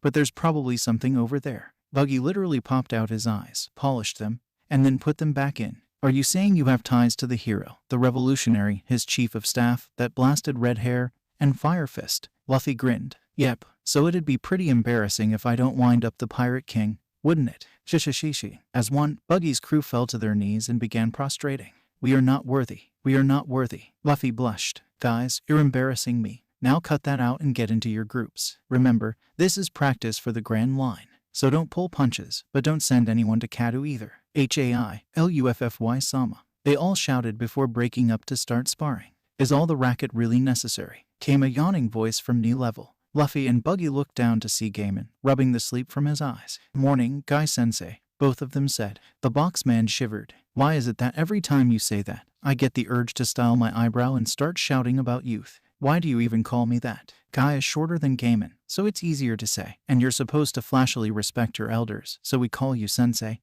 Buggy explained as if it would be obvious to a 3-year-old. So, how are all my pets? Luffy asked. Gaiman rolled his eyes, still adjusting to being on a ship. But Torble especially doesn't like it. She's all cramped because of her size, and the Panbat can't find a decent spot to avoid all the sunlight. Remind me why I agreed to this. Luffy grinned. Because I asked you to be my zookeeper, and I refused your refusal until you stopped bothering. Right, how could I forget? The boxman asked sarcastically, hiding his grin beneath the lip of his chest. It was really just great to be back on the open sea. After the 2-day journey to Forbidden Treasure Island, Luffy had led the safari inward, followed reluctantly by the buggy pirates. They had been understandably freaked out when they came across the odd hybrid animals of the island. Then the god of the forest had made his threats against them. Luffy had called the bluff, and after bouncing back the shot of a pistol, had reached out and grabbed the odd bush and brought it into the light. After the obligatory sun-in-a-box jokes, Gaiman had reluctantly revealed his story. How he had come to the island 20 years earlier looking for the treasure.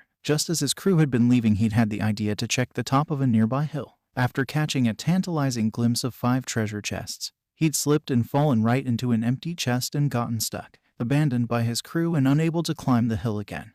He'd spent the intervening 2 decades bonding with the animals and guarding the treasure. Buggy and his crew were crying rivers by the end, lamenting the tragedy of their fellow pirate. Luffy, ever looking to cause a laugh, had asked, "You mean these chests?" and indicated the 5 he'd napped off the hill and brought back faster than anyone saw. After everyone had landed back on the ground, Gaiman had eagerly opened the first one. His face had fallen when he'd seen it was empty. He didn't even bother with the other 4. He hung his head and said he'd always half suspected this was the case. Buggy had literally fallen to pieces, crying over the tragedy. Greedy sadist he might be, he was as human as Shanks when it came to sad stories about people he actually liked. Luffy had laughed and pointed out how it was best that they'd shown up when they had.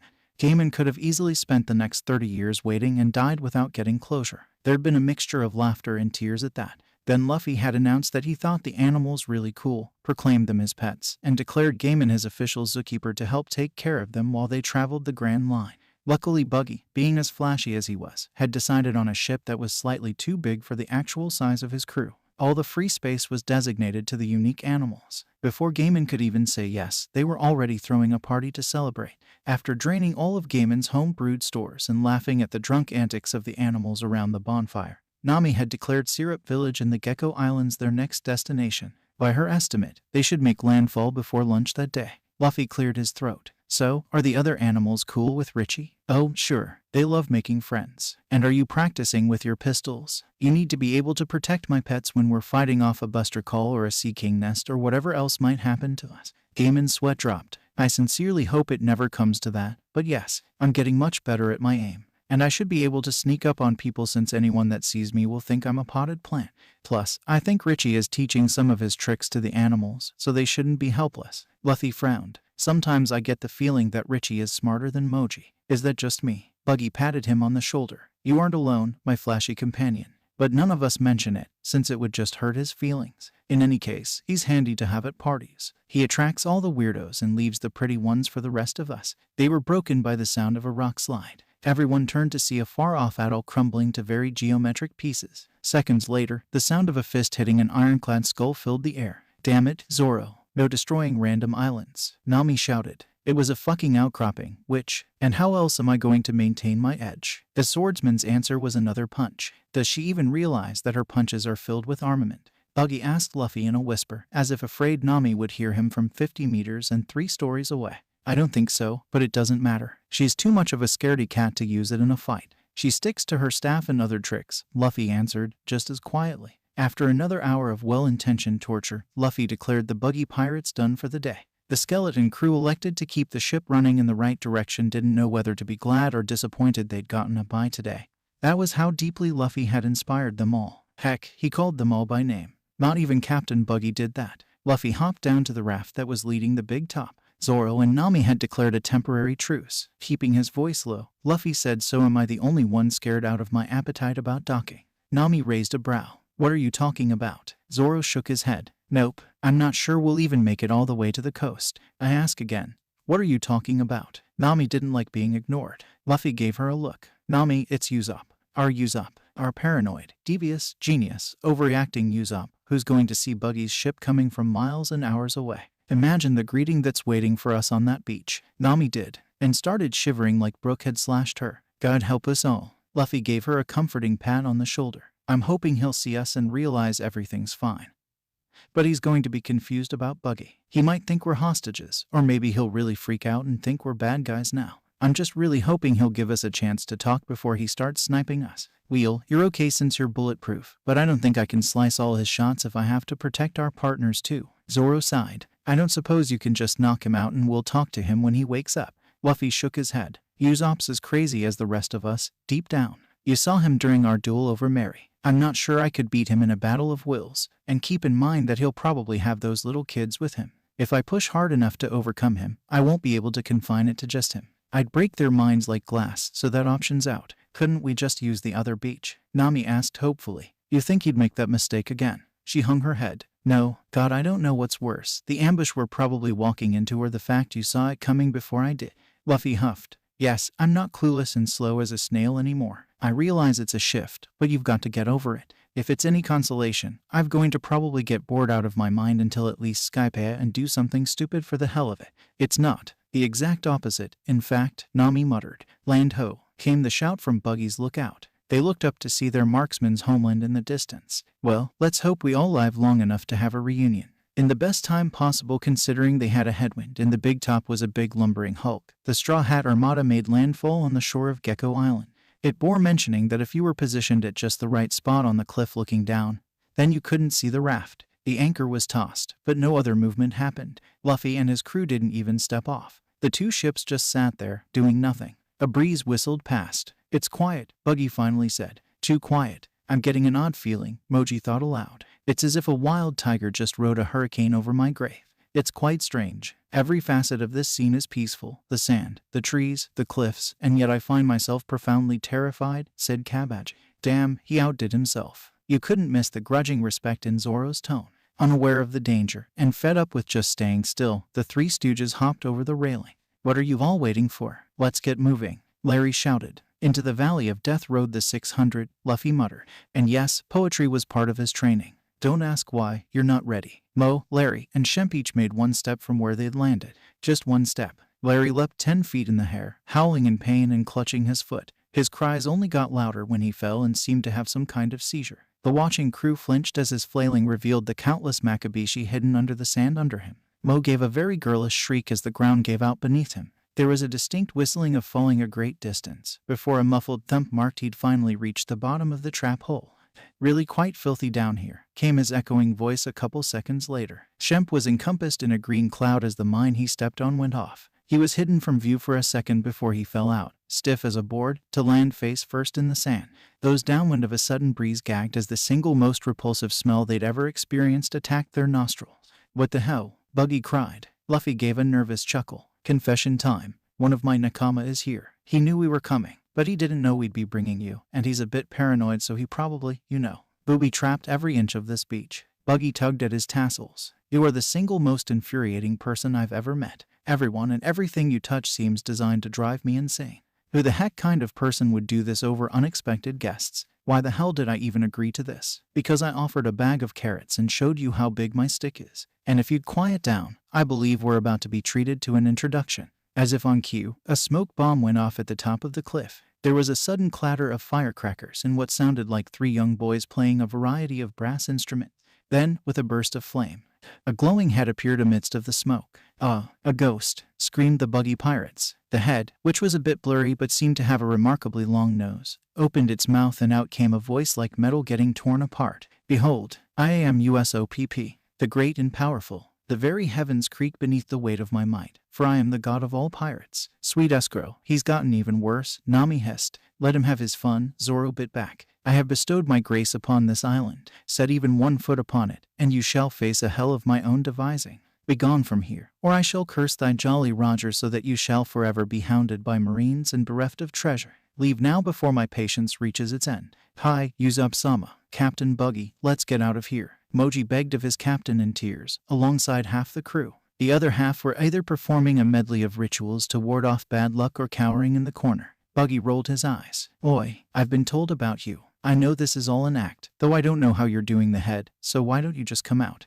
The clown captain's speech was cut off as there was a blinding flash and burst of sound, almost as if there were a lightning bolt. When their eyes cleared, Buggy's crew gaped. Their captain, clearly passed out, was smoky black and giving off little bits of electricity. Trailing steam, he collapsed back.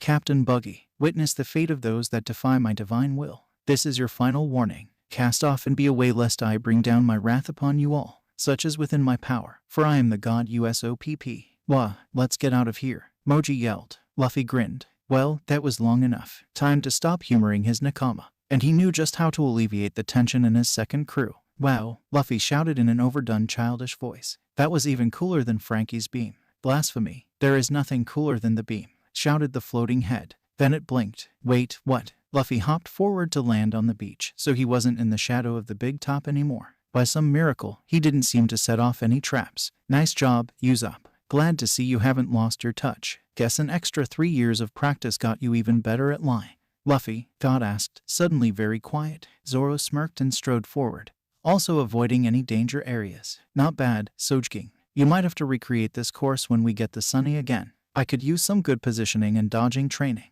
You better have my climb attack ready. I'm sick of this pathetic little staff," Nami shouted. She elected to stay on the boat. for the simple reason that she didn't have observation to help her avoid the minefield her fellow coward had constructed. Zoro, Nami, wait, what's going on? Kabaji peeked over the rail. Our Captain Luffy, Zoro-sensei and Nami-sama intimidating the god. So cool, the crew shouted under their breath. No need to draw attention from the scary god, right? You remember, it wasn't a dream. I didn't fool myself with my own lie, God asked, sounding very timid and hopeful. Luffy frowned. You couldn't make up a story as crazy as our whole adventure on your best day, and you know it.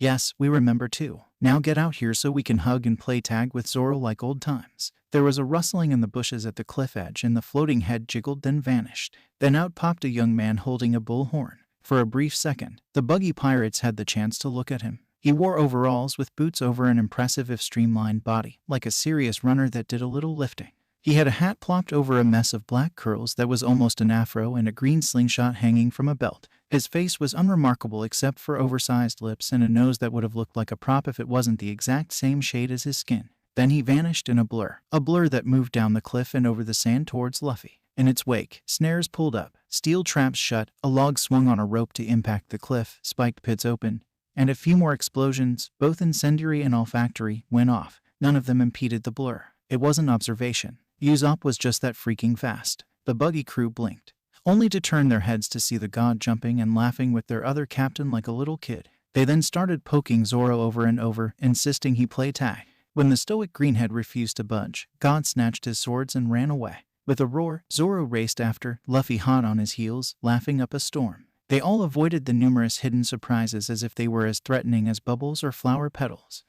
What's going on? Moji asked. Gaiman stepped forward. You fell for that, after going through the same trick with me. I mean, sure, that long-nosed kid's performance is a lot better, but that worked for you guys. The circus of clowns spent the next minute stewing in their own humiliation. Enough messing around, Nami shouted, downing the men with her special brand of persuasion. Oh, come on, Nami. We haven't seen each other in years. Luffy whined. Usopp quirked his head. Is it wrong that I actually kind of missed this searing pain in my skull? That's what I thought. Zoro took the moment to snatch his swords from where Usopp had dropped them. Do that again, in Nakama or not, I will cut you. Why yes, sir, Usopp shouted, suddenly sweating.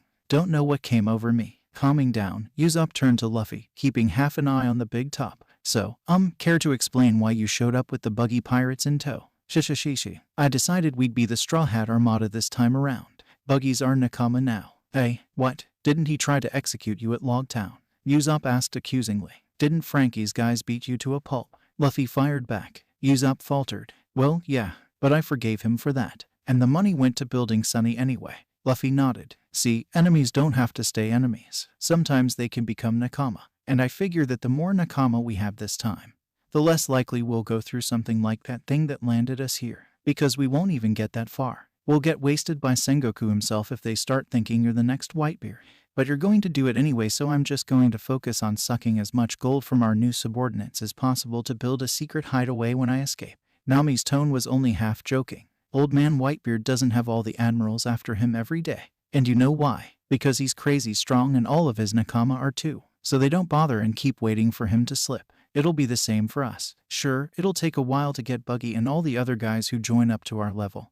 And our reputation won't get scary until a nice lobby, but we can definitely last that long. Luffy pounded his fist. Actually, it might be even sooner. Zoro might beat Mihawk this time. When it gets out he's part of a crew, we'll be world famous overnight. They don't go after Whitebeard because he hides in the New World, and even the Marines can't beat Mother Nature's acid trips of weather in that ocean. If Zoro beats Mihawk and we're only in paradise, they'd empty Marineford coming after us, and the new guys wouldn't be strong enough to help by then. Nami turned to point imperiously at Zoro. Zoro, you are not allowed to fight Mihawk when we meet him at the Barady. Understand? Zoro narrowed his eyes. Not even if Luffy ordered me, which, I'll never willingly throw a fight. And I've spent my life preparing to beat him. I'm not wasting a golden opportunity just because it'd be inconvenient to you. It's be hazardous to all of us. She screamed. Back me up, Usopp. You must see this as crazy too. Usopp shivered. I have to side with Zoro on this one. What? Nami blurted, looking shocked and betrayed. A man's pride won't allow him to let a chance to reach his dream pass by unacknowledged.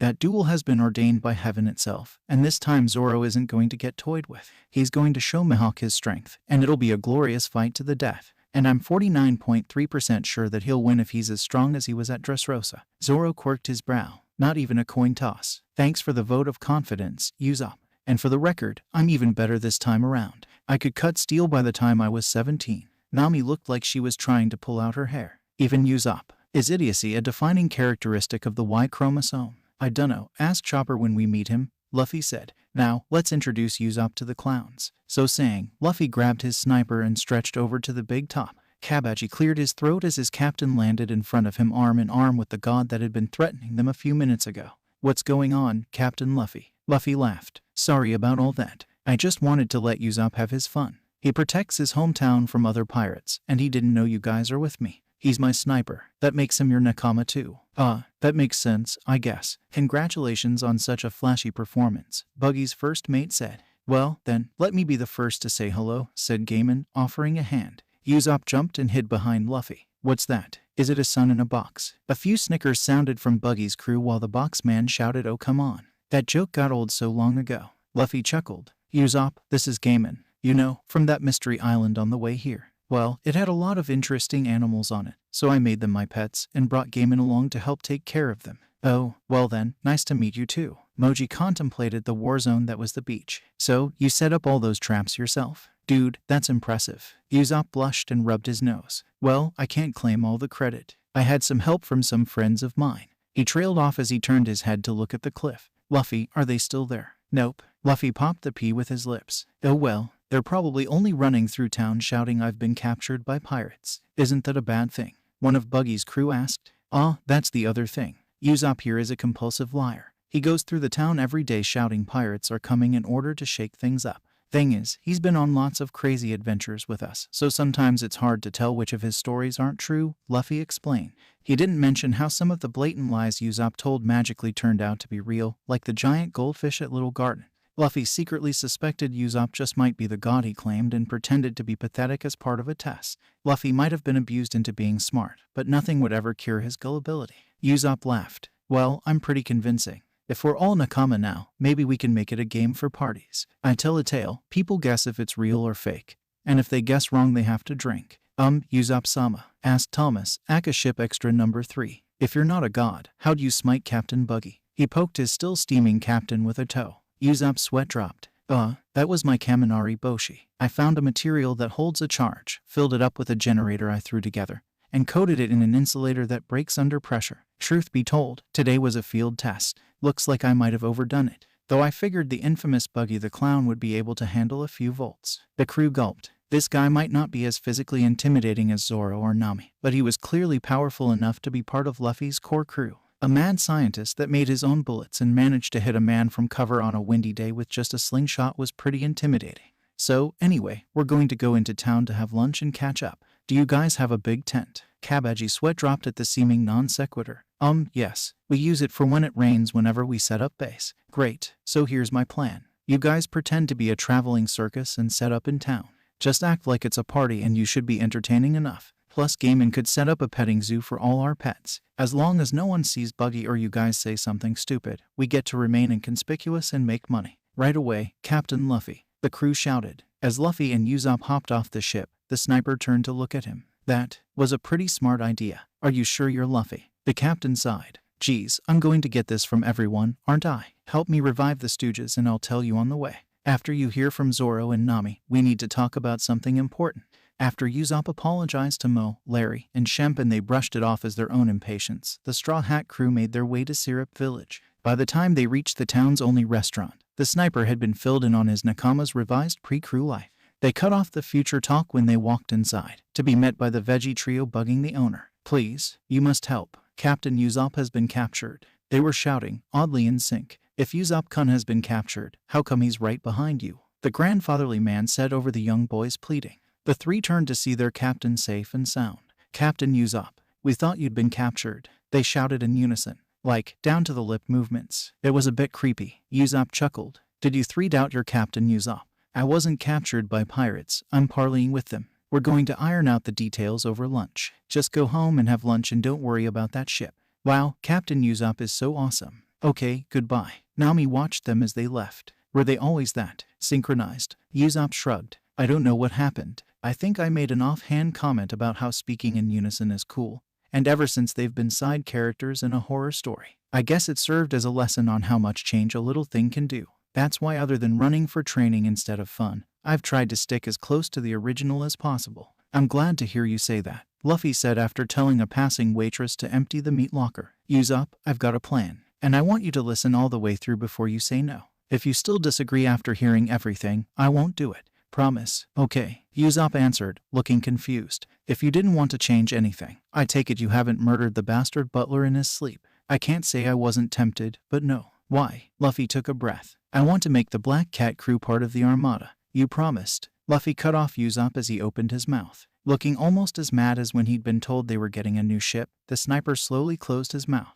You could hear his teeth grinding. Look, we're still going to bash the butler's skull in. I probably should have led with that. What I meant was I'm going to make a deal with that hypnotist guy. Kuro gave up the sea, so as far as I'm concerned, he's not really the captain. The hypnotist is. He's mostly following Kuro because he's scared stiff of him. I'll make a deal saying our crew could beat his, and I could beat Kuro without even trying. I'll give myself some ridiculous handicap to make it obvious how much stronger I am. If we win, then he and his crew have to swear loyalty to me. There's no chance we can lose, but I'll give him some terms anyway. Usopp, I know you hate them and don't want to sail with them, but if you think about it, the crew never actually did anything to your village. I mean, they tried, but they were following orders. And the hypnotist gave those orders because Kuro told him to, and he thinks if he doesn't obey he'll get sliced up like a scratching post. Since we're still beating up Kuro, I really don't see why you couldn't sail with them after already forgiving Robin and Frankie. What do you think? There was a tense minute of silence. Nami bit her cheek. Why did Luffy have to make everything so complicated? If you want to make them our nakama, I take it we aren't killing or maiming any of the pirates while we wait for Kuro to show up tomorrow. Usopp's tone was carefully neutral. Ideally, no. Zoro, can you cut someone in a way so they feel a lot of pain but aren't actually in danger of dying? If I wanted to. Nami, you can't actually kill anyone with your lightning, right? Not with the original model, no. I get to use them as target practice. Luffy, you're training them. You can call it dodging exercise. Yada, you're okay with it. Luffy gave a sigh of relief. Well, now it's time to go ask your girlfriend for a ship. Usopp's eyes extended 2 feet from their sockets as he threw his arms back in an awkward pose. How'd you know? Luffy quirked a brow. What do you mean? I was making a joke. Nami leaned forward, smelling dirt. Well. As our favorite coward worked up the courage to tell the heiress how he really feels. You only talked about how beautiful she was every time you got drunk. Usopp blushed the color of Chopper's top hat.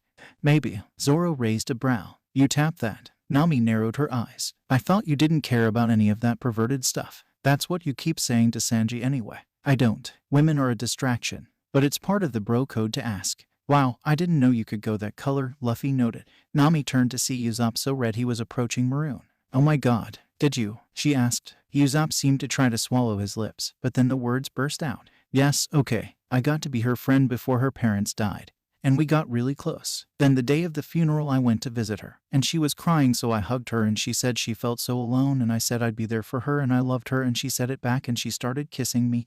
It kind of just happened. Luffy tilted his head. So you're a dad now? Usopp almost seemed to have a heart attack. What? No, she didn't get pregnant. Thank God, and she's been drinking special tea since we started. The captain tilted his head. I thought that's how babies get made. Gramps and Danton told me if I did that to a girl she'd have a baby. Why didn't it work? Nami's sweat dropped. Okay, so your education didn't cover sex ed. Luffy, a woman doesn't get pregnant every time she and a guy do that. It has to happen at the right time. And there are ways to stop it from working. Really? Then when does it happen? Luffy asked, in the way that was adorable in kids and just plain weird in anyone else. Nami's cheeks got a light dusting of pink. Remember how I got extra grumpy for a couple days each month? Yeah, that was my body telling me I missed a chance to get pregnant. A girl has to do unprotected stuff a little bit before that time starts if she wants to have a baby. Oh, Luffy frowned, before his face transformed into a mournful pout. Oh, man, so Hancock wasn't trying to chain me down. We actually could have had fun. Aw, that sucks. You mean Boa Hancock? That chick you spent the 2 years with? Zoro asked, feeling like this conversation could not have taken a weirder twist. Yeah, she was always asking me to marry her, which I thought meant have kids, and I swore I'd never have kids if I had to leave them like Aces and Usopp's and my dad did. Plus I couldn't ask her to be my nakama since she had her own crew already, so I never let anything happen. But I guess we could have done all the stuff she kept asking if there's ways to stop it. Geez, missed opportunity. Nami gave him a look. The pirate empress, the most beautiful woman in the world, was bugging you for sex every day. And it felt really nice when she gave me a bath that one time, especially when she washed my mushroom. She seemed really happy when I returned the favor. She kept mewling like a cat. I got a lot of weird feelings, especially when I washed her boobs, but I wouldn't marry her so I didn't do anything. But now you say I could have. Well, I guess I'll just make her part of the armada. Heck, if she sails with us I could marry her anyway. Babies are cute, smelly, but that doesn't last forever. Hey, do you think Frankie could find room to make a nursery in Sunny? Actually, we're making it bigger anyway, so never mind.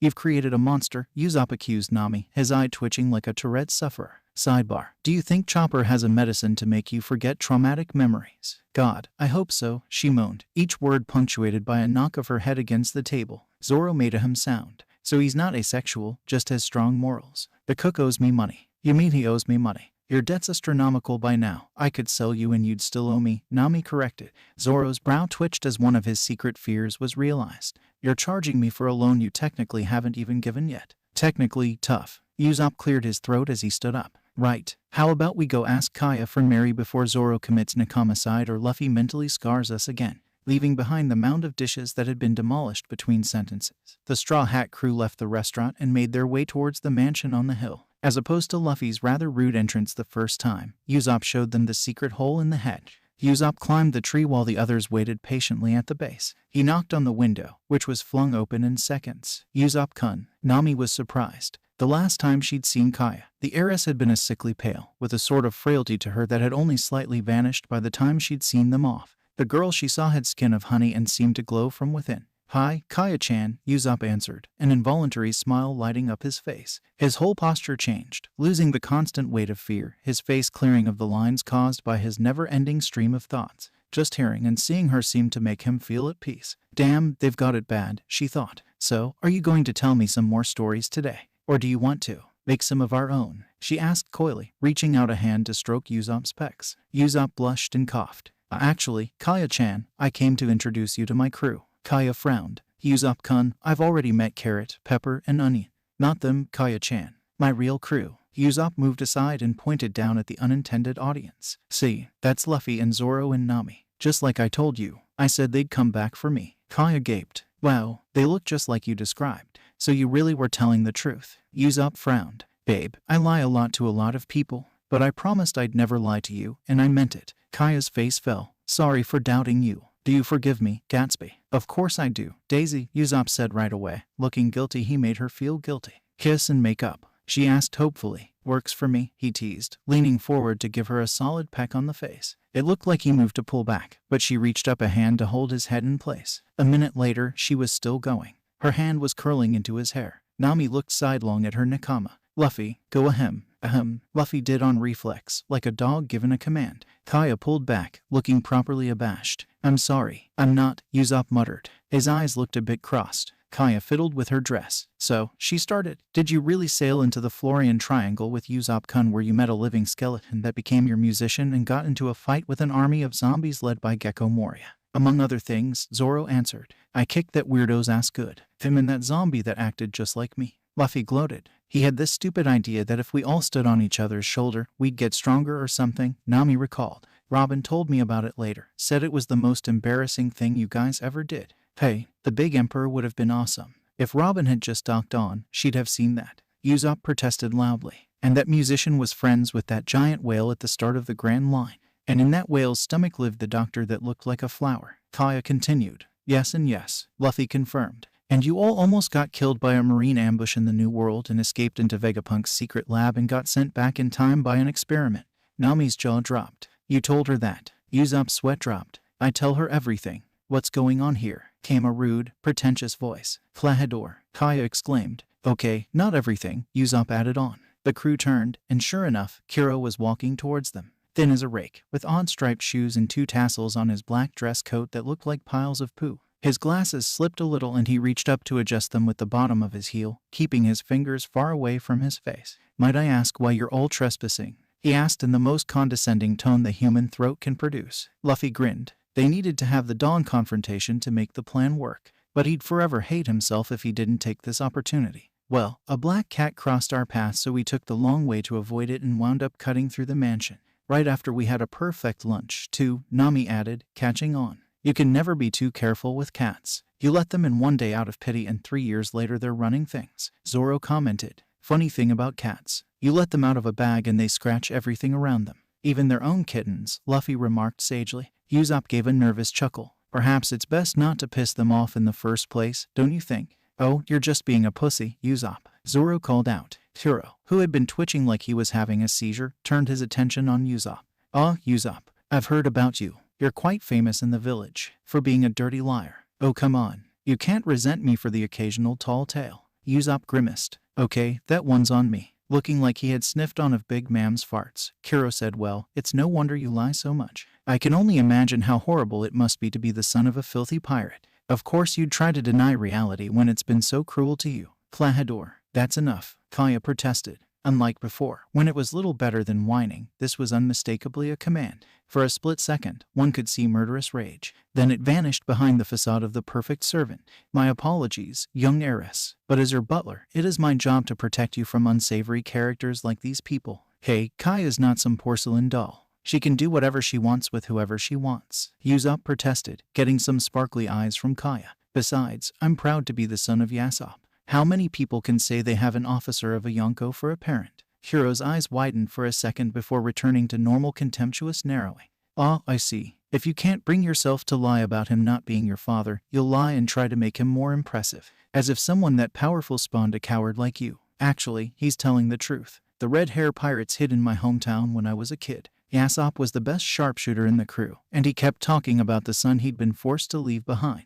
If you don't believe me, he gave me this hat, and he lost his left arm protecting me. And you can check the timing to see if it checks out if you're that skeptical. Usopp's the carrier of a proud legacy. Luffy spoke up in defense of his crewmate. Hiro gave Luffy a look before scoffing. Like I care. Now, please leave the grounds before I'm forced to call the guards. That won't be necessary, Kaya said. They were just leaving. I've decided to go on a walk and they offered to escort me. Hiro's brow furrowed. Young heiress, I really don't think. What you think is irrelevant, Klahadore. You are my valet, not my keeper. I don't need your permission to leave the grounds or associate with people. Nami rose a brow. Damn, she's grown a backbone. What happened to that delicate wallflower? Despite repeated protests from Kuro, Kaya was shortly leaving through the gate alongside the Straw Hat crew with a light jacket and sun hat added to her simple shift. She looked like she belonged in one of Nami's fashion magazines. Luffy gaped at her. Wow, that was awesome. You're much less pathetic this time around. Luffy, Usopp protested. His captain quirked his head. What, you told her how we're from the future? What's wrong with talking about it if she knows? What's he mean, Usopp-kun? Kaya asked, turning unconscious puppy eyes on him. He caved instantly.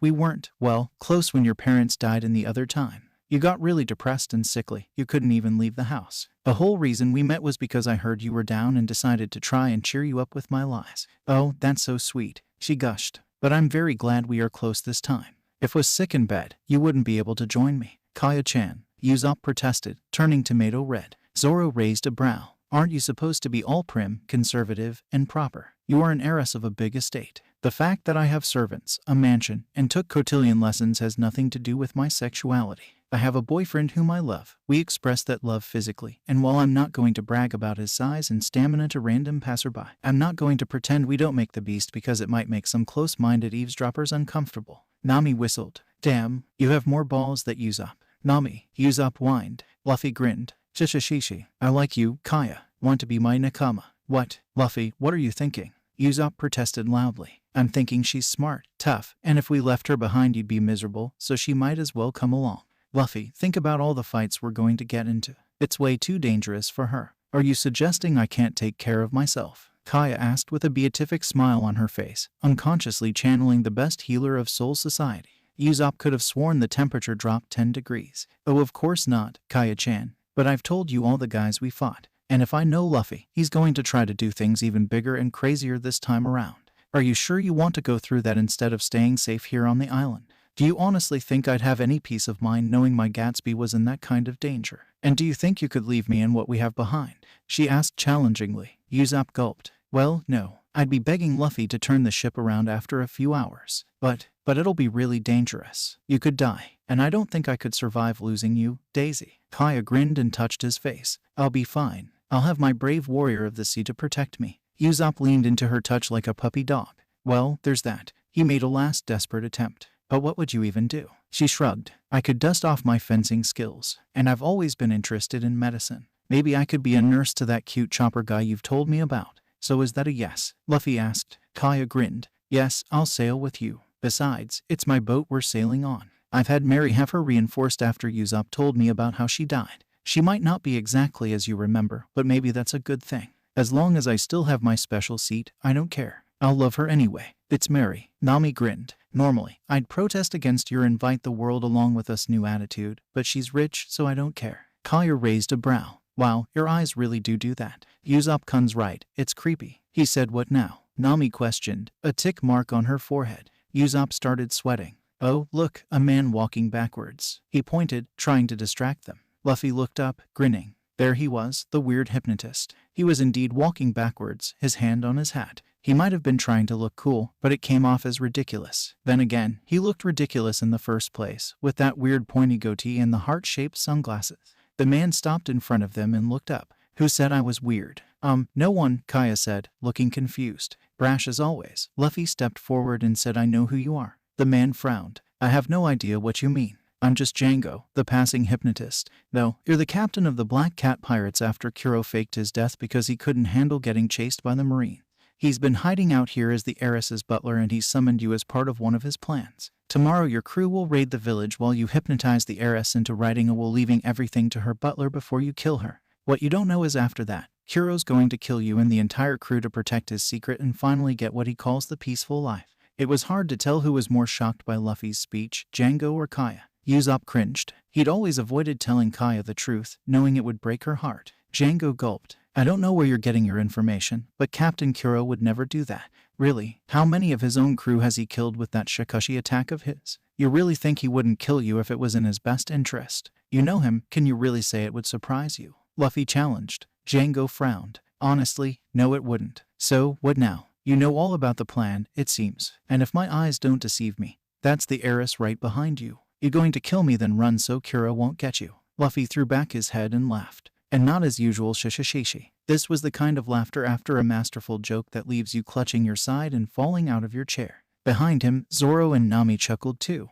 Usopp hid a grin while he awkwardly tried to comfort Kaya without touching her. He wasn't sure how she'd take his touch, knowing he'd kept the truth from her. Oh, that's rich, finally said when he got his breath back. That puffed-up joke couldn't kill me if he had a million years to prepare. Are you insane? Don't you know how strong he is? He moves so fast you can't see him and his cat claws are crazy sharp. Django protested. Luffy grinned. Tell you what, Django, let's make a deal. You're going to go to your meeting with Kuro and act like nothing happened. Then, tomorrow, when your crew attacks, we'll be waiting for you. I bet you that not only will my crew beat yours without getting a single scratch, but I'll be able to beat Kuro when he comes to see the holdup with both arms tied behind my back. If we do all that, you and your crew swear allegiance to me and join my armada. If we fail, we'll give you all our money and distract Kuro to the death while you guys escape. Django gaped. Are you trying to make a joke? Do I look like I'm joking? Luffy asked, his face suddenly serious as cancer. The air suddenly grew heavy and cold, and Django suddenly felt 10 times as cowed as he'd ever felt in the presence of his captain.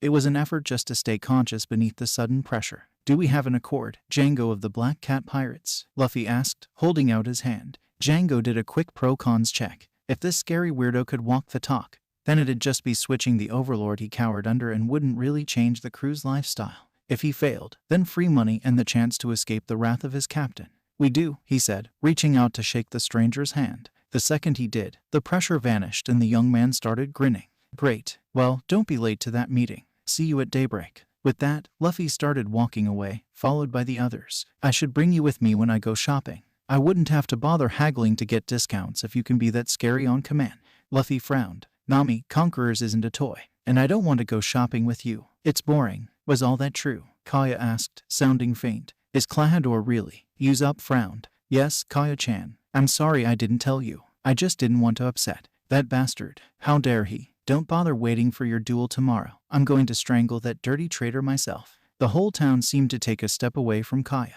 Not that there was actually anyone nearby. The town was eerily deserted. Usopp gaped. You're not sad. Why would I be sad? I never liked him. He's so stingy and bossy. But I wanted to give him the benefit of the doubt since my father saved his life. And it was all some plot. Oh, I'm so angry right now. Zoro grinned. Oh, we are definitely bringing her along. She'll totally kick the cook's ass. And you, the blonde heiress shouted, rounding on Usopp.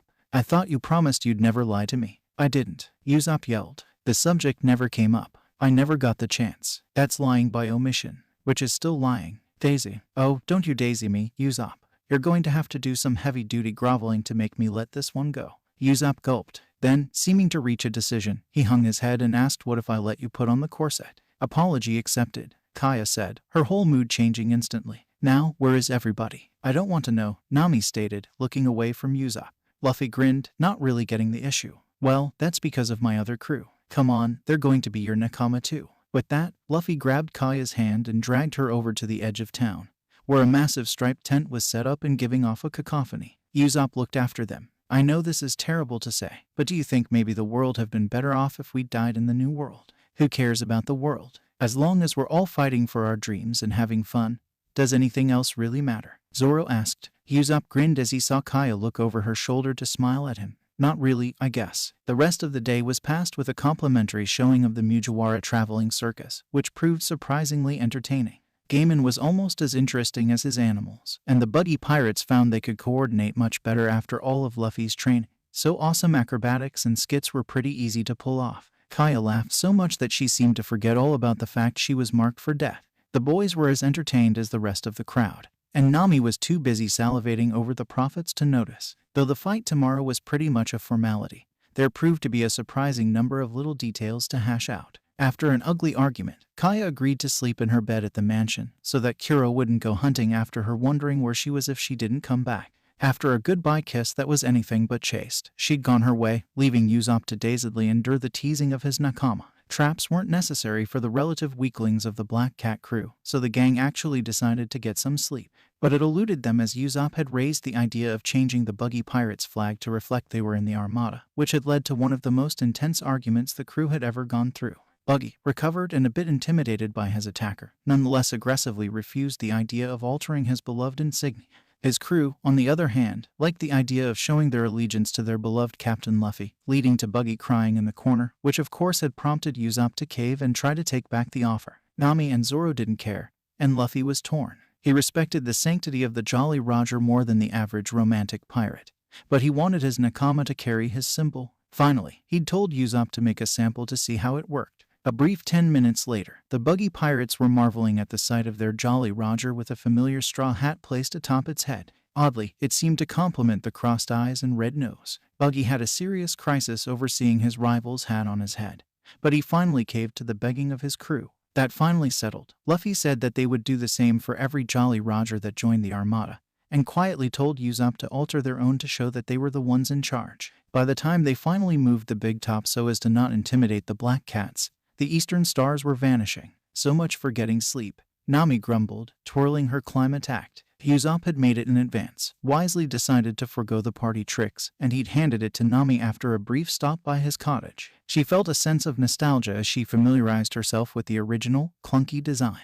This was the weapon that had allowed her to truly earn her place on the crew. It would take her a few weeks to grow the weather eggs she needed and modify it back to her sorcery climate act, but it should be fine against a bunch of East Blue level pirates. I know, Usopp moaned. Luffy, in light of seeing how cool Kaya is with the whole her butler's a pirate thing, I've decided we don't need to be sadistic and punish these guys. Can you just knock them out so we can get this over with and take a nap? Plus, that way there's not a chance they can touch us and we'll lose the bet. Are you kidding? I haven't had a decent fight in a week. Besides, if you're tired, you should be happy about this. Battle's a great way to wake up. Luffy was practicing some kicks in light of the fact that both his arms were tied behind him up to the elbow with rope, courtesy of Nami. Here, Zoro agreed, breaking his meditation for a moment. Nami scoffed. What fight? Either one of you could beat all of them with one attack. Yeah, but these guys are going to be our nakama, so we have to go easy on them. Plus, we don't want to hit the ship and end up stuck while they repair it, Luffy replied. Whatever, I'll just keep spamming Thunderbolt tempo. Usopp's sweat dropped. How is bombarding them with artificial lightning going easy? It's easy for me. He hung his head. Damn, you're just as bad as I remember. The sun peeked over the horizon, temporarily blinding them. When the angle of the glare wasn't straight into their eyes, they saw that the Bezin Black was sailing towards the coast. Should I give them the chance to dock before I start? Usopp asked, pulling down his goggles. They were the same model from North Blue he'd picked up in Logtown. Kaya had given them as a birthday present. Yeah, no need to beat them before they even reached the starting line. In short order, the cat-themed ship made landfall and released its horde of furries. Luffy looked them over. They looked almost as bad as that Splithead's crew. Well, if they liked it, he wouldn't ask them to change. He noticed Django staring at him and smiled. Hey there, hypnotist. Remember our bet? Indeed I do. I see you're actually following through with your conditions. But remember, that's only for the captain. You still have to beat all of us without getting one injury. Against these kids, please. Well, they'll be the ones walking away without a mark, shouted a random pirate. The whole crew laughed. Zoro rolled his eyes. Remind when people stopped underestimating us because of our age. I think around Water 7. Frankie's goons just thought we were overrated, Usopp said. Luffy, don't be stupid and get hypnotized. Nami gave her captain a warning glare. No need to worry about that. Nami, Usopp told her, pulling back his slingshot. Men, attack. Crush these guys, then move on to the village. For Captain Kuro, Django shouted, right before he went up in a massive explosion. Captain Django. The crew shouted in shock. The Straw Hats turned to look at their sniper. He shrugged innocently. What? He sliced Kaya-chan's shoulder. The smoke cleared to reveal a charred, but living, Django. The threat of hypnosis had been effectively neutralized. Luffy grinned. Well, what you waiting for? Come and get us. The Black Cat crew, a bit intimidated seeing their acting captain spontaneously combusted, nonetheless gathered their courage and charged. If they failed, Kuro would kill them. As one, they charged up the path between the cliffs, brandishing their various weapons. Actually, these guys are even weaker than Buggy's crew. How about we all just do one attack? I've got my fight with the butler to tide me over, and those two guys are still hiding on the ship can go to Zoro, Luffy proposed. After listening to the voice of the stampede. Works for me, Zoro said placidly. Already on it, Nami said, releasing her near-invisible heat in cool balls and a constant stream. The Black Cats didn't seem to notice or care about the expanding dark cloud above them. I've got just the thing, Usopp said, reaching into his bag for a particular star. Luffy breathed in as the charging crew got close enough to smell their body odor. Well, here we go. Pulling back one leg, Luffy started to name his attack. Gamu Gamu no Oni, Zoro said, getting into his stance as he placed Watto in his mouth. Thunderbolt. Nami pulled out the third piece of her staff and prepared to swing it. Sakuretsu Saboten. Usopp grunted, pulling back a green ball on his Jinga Pachinko. Ruh, roared the rival crew, unaware of their impending doom. Tempest Whip, Luffy shouted, stretching his leg to give a kick so fast it left behind a crescent of glowing energy that rushed forward. Jiri, Zoro called, appearing behind the crew, his arms held out to the sides, showing he'd completed his slash. Tempo, Nami gave her forecast, casting a glowing yellow thunderball into the storm cloud she created. Boshi, Usopp let his shot fly, where it hit the pirate in the exact center of the group, where it exploded and released needles in every direction.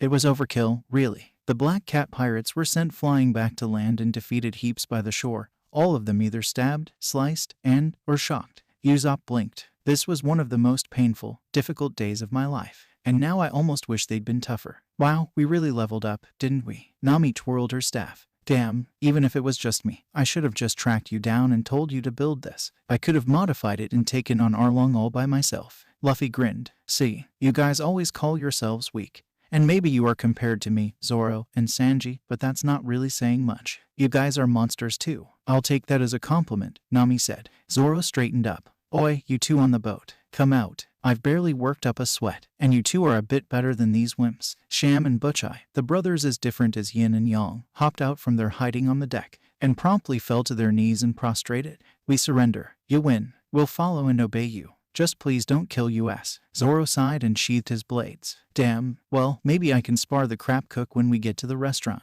He should be enough of a warm-up for Hawkeyes. Luffy grinned and stepped down the cliff. Despite the catastrophic level of damage to their morale and bodies, he could sense most of the crew was still awake, let alone breathing. He got to Django and poked his face with his sandal. Hey, wake up. Stirring. The hypnotist awoke from his crispy hibernation. Oh, what do you want? Luffy grinned. Hiro heard all the noise and is coming to take a look. I want you to be awake to see me beat him so you can't wiggle out of the bed. The not-so-subtle disco enthusiast coughed up a smoke ring. I don't really think I need much more convincing, but sure. Beat the most deadly man I've ever met with only your legs and ruined balance. Then I'll join your weird armada. Glad to hear it, Luffy said, before turning to face the path from the village. Zoro and Usopp were busy clearing the path of the casualties that were now their nakama, while Nami was busy reallocating the treasure aboard the Bezin Black. In no time, Kuro appeared at the top of the path, holding a gym bag. He took a second to gaze down at the scene, adjusting his glasses twice. Then he took a breath and shouted, "What the hell is going on here?" Luffy grinned. Chishishishi. Well, in case all those hints yesterday didn't give it away, we knew all about your plan. And since Kaya's one of my nakama now, there was no way I was going to let her get hurt. So we showed up to beat up your nakama. Kuro scoffed. Nakama. They don't deserve a title that generous. They are nothing but pawns for me to move and command. And even when I meticulously plan every move for them, They still managed to fail me. How could you lose to a couple brats? Django slowly sat up, frowning. These brats made lightning appear from thin air. And on second glance I'm pretty sure the one with the green hair is Roronoa Zoro. We aren't weak, it's just that they're stronger than us. Excuses. If I wasn't already planning to kill you, this failure would cost you your life. Django frowned. So his new captain had been right. Hiro was going to backstab them. Luffy frowned. These men sailed under your flag. They risked their lives because you asked them. And no only do you not care that they're hurt, you'd kill them with your own hands. I didn't ask, I commanded. That's the job of idiots, to obey the commands of their superiors. Luffy's eyes hardened. Yep, now I'm sure. You're my least favorite kind of guy. Hiro rolled his eyes and opened the bag in his hands. In a few seconds, his infamous cat claws were on and splayed. Oh, really? And why should I care if I've offended some idiotic brat with his hands tied up? Well, for starters, I'm faster than you. Hiro's eyes widened. Luffy had whispered that right into his ear. He turned, ready to slash, but nobody was there. To be more precise, I'm faster than you are when you do your stupid Shikashi move. Except I can see where I'm going. Luffy grinned down at Kuro from the edge of the cliff on the right of the path. On top of that, I'm bulletproof, he said from Kuro's left. I'm knife-proof, he shouted from the figurehead of the Bezin Black. And I could literally kick your ass to the next island, he whispered, his face an inches from Kuro's. Kuro jumped back, now thoroughly freaked out. Luffy gave a mocking smile. But I'm also a nice guy, so I'll tell you what, you get one free shot. Go ahead, do your worst. Then I won't feel bad when wipe the floor with you. Hiro gulped. Then, wallowing in denial, he charged forward to slice this child that had ruined his plan into sushi. Take this, he shouted, giving a spinning slash with both claws across Luffy's chest. Over here, he continued, suddenly flipping through the air behind Luffy to give a cross slash to his back. You make me yawn. He finished as he gave a near-simultaneous straight lunge from each claw to Luffy's sides. Hiro panted, waiting for Luffy to fall down in a shower of blood. Instead, his mind snapped at the same time as each of his blades did at the base. Luffy grinned. Armament, Tech-Eye really is the perfect defense. Not that I couldn't have dodged those. But this is funnier. Wow, you're even weaker than I thought. I didn't even feel that. This is impossible. My plan cannot fail. It cannot. Hiro screamed. Luffy snorted and jumped up. Just shut up. Gamu Gamu no spear. The pointed kick from both of Luffy's legs made solid contact with Kuro's chest. He sunk 10 meters straight down through the bedrock. Once he landed, Luffy flexed and broke the rope. He didn't really lose circulation due to the elasticity of his blood vessels, but he rubbed his shoulders anyway. He turned to look down at Django, grinning in the shape of a D. Welcome to the Armada, Black Cats. Django sighed. We really should have picked a different mascot. At Nami's insistence, the Armada didn't leave the island for another week. The circus was a rousing success. It finally took Zoro saying that if they missed Mihawk he'd mutiny to get Luffy to put his foot down. Nami had thrown a mini fit at losing a cash cow, but took comfort in the fact that Django was a much worse negotiator than Buggy. The hypnotist's cut was barely 1% of the net. Kaya had taken the time to set her affairs in order. After overriding all of Mary's protests with a magnificent display of selective hearing, she'd liquidated 75% of the fortune into bills and bonds and left the remainder plus the house to the man as a show of gratitude for his many years of loyal service. She'd been happy enough to turn it all over to the nigh-orgasmic Nami, on the condition that the navigator never complain when she had to leave the women's cabin so Kaya and Usopp could have private time. The newest member of the core crew had proudly led them to her private dock on the day of departure. They'd all broken into tears upon seeing Going Merry again, floating cheerfully in the gentle swell. Other than some iron supports worked into the mast and keel, she looked exactly the same as they remembered. Kaya had smiled sadly. I'm afraid that even now, she probably won't make it past Water 7. But if we take good care, she won't break into pieces. You can give her a proper send-off with dignity before Frankie builds Sunny. Damn, you really told her everything, Nami muttered, pretending that she just had something in her eye. Hey, I didn't know you guys were back. Telling her was my way of remembering. Plus, I wasn't sure it wasn't all a crazy dream or delusion, and she was the one person other than the boys who wouldn't laugh in my face. Usopp's eyes seemed to have dissolved to water. Zoro forced the lone tear that was welling up in his eye to retreat back into the duct through sheer will. Real men don't cry. Whatever. Anyway, let's head out. We'll meet the clowns and cats at the north and make our way for Johnny and Yosaku. Luffy sniffed and grinned. And after that, we go pick up our chef. And the whole restaurant too. I'm going to make them my caterers. He took a breath. Maybe he'll hear me and have it ready. Sanji. Wait. Okay, sadly the chapter is over. And if you enjoyed the video, just leave a like. And subscribe with post notification. So when the next chapter is ready, you will be notified. Okay, see you in the next video. Bye.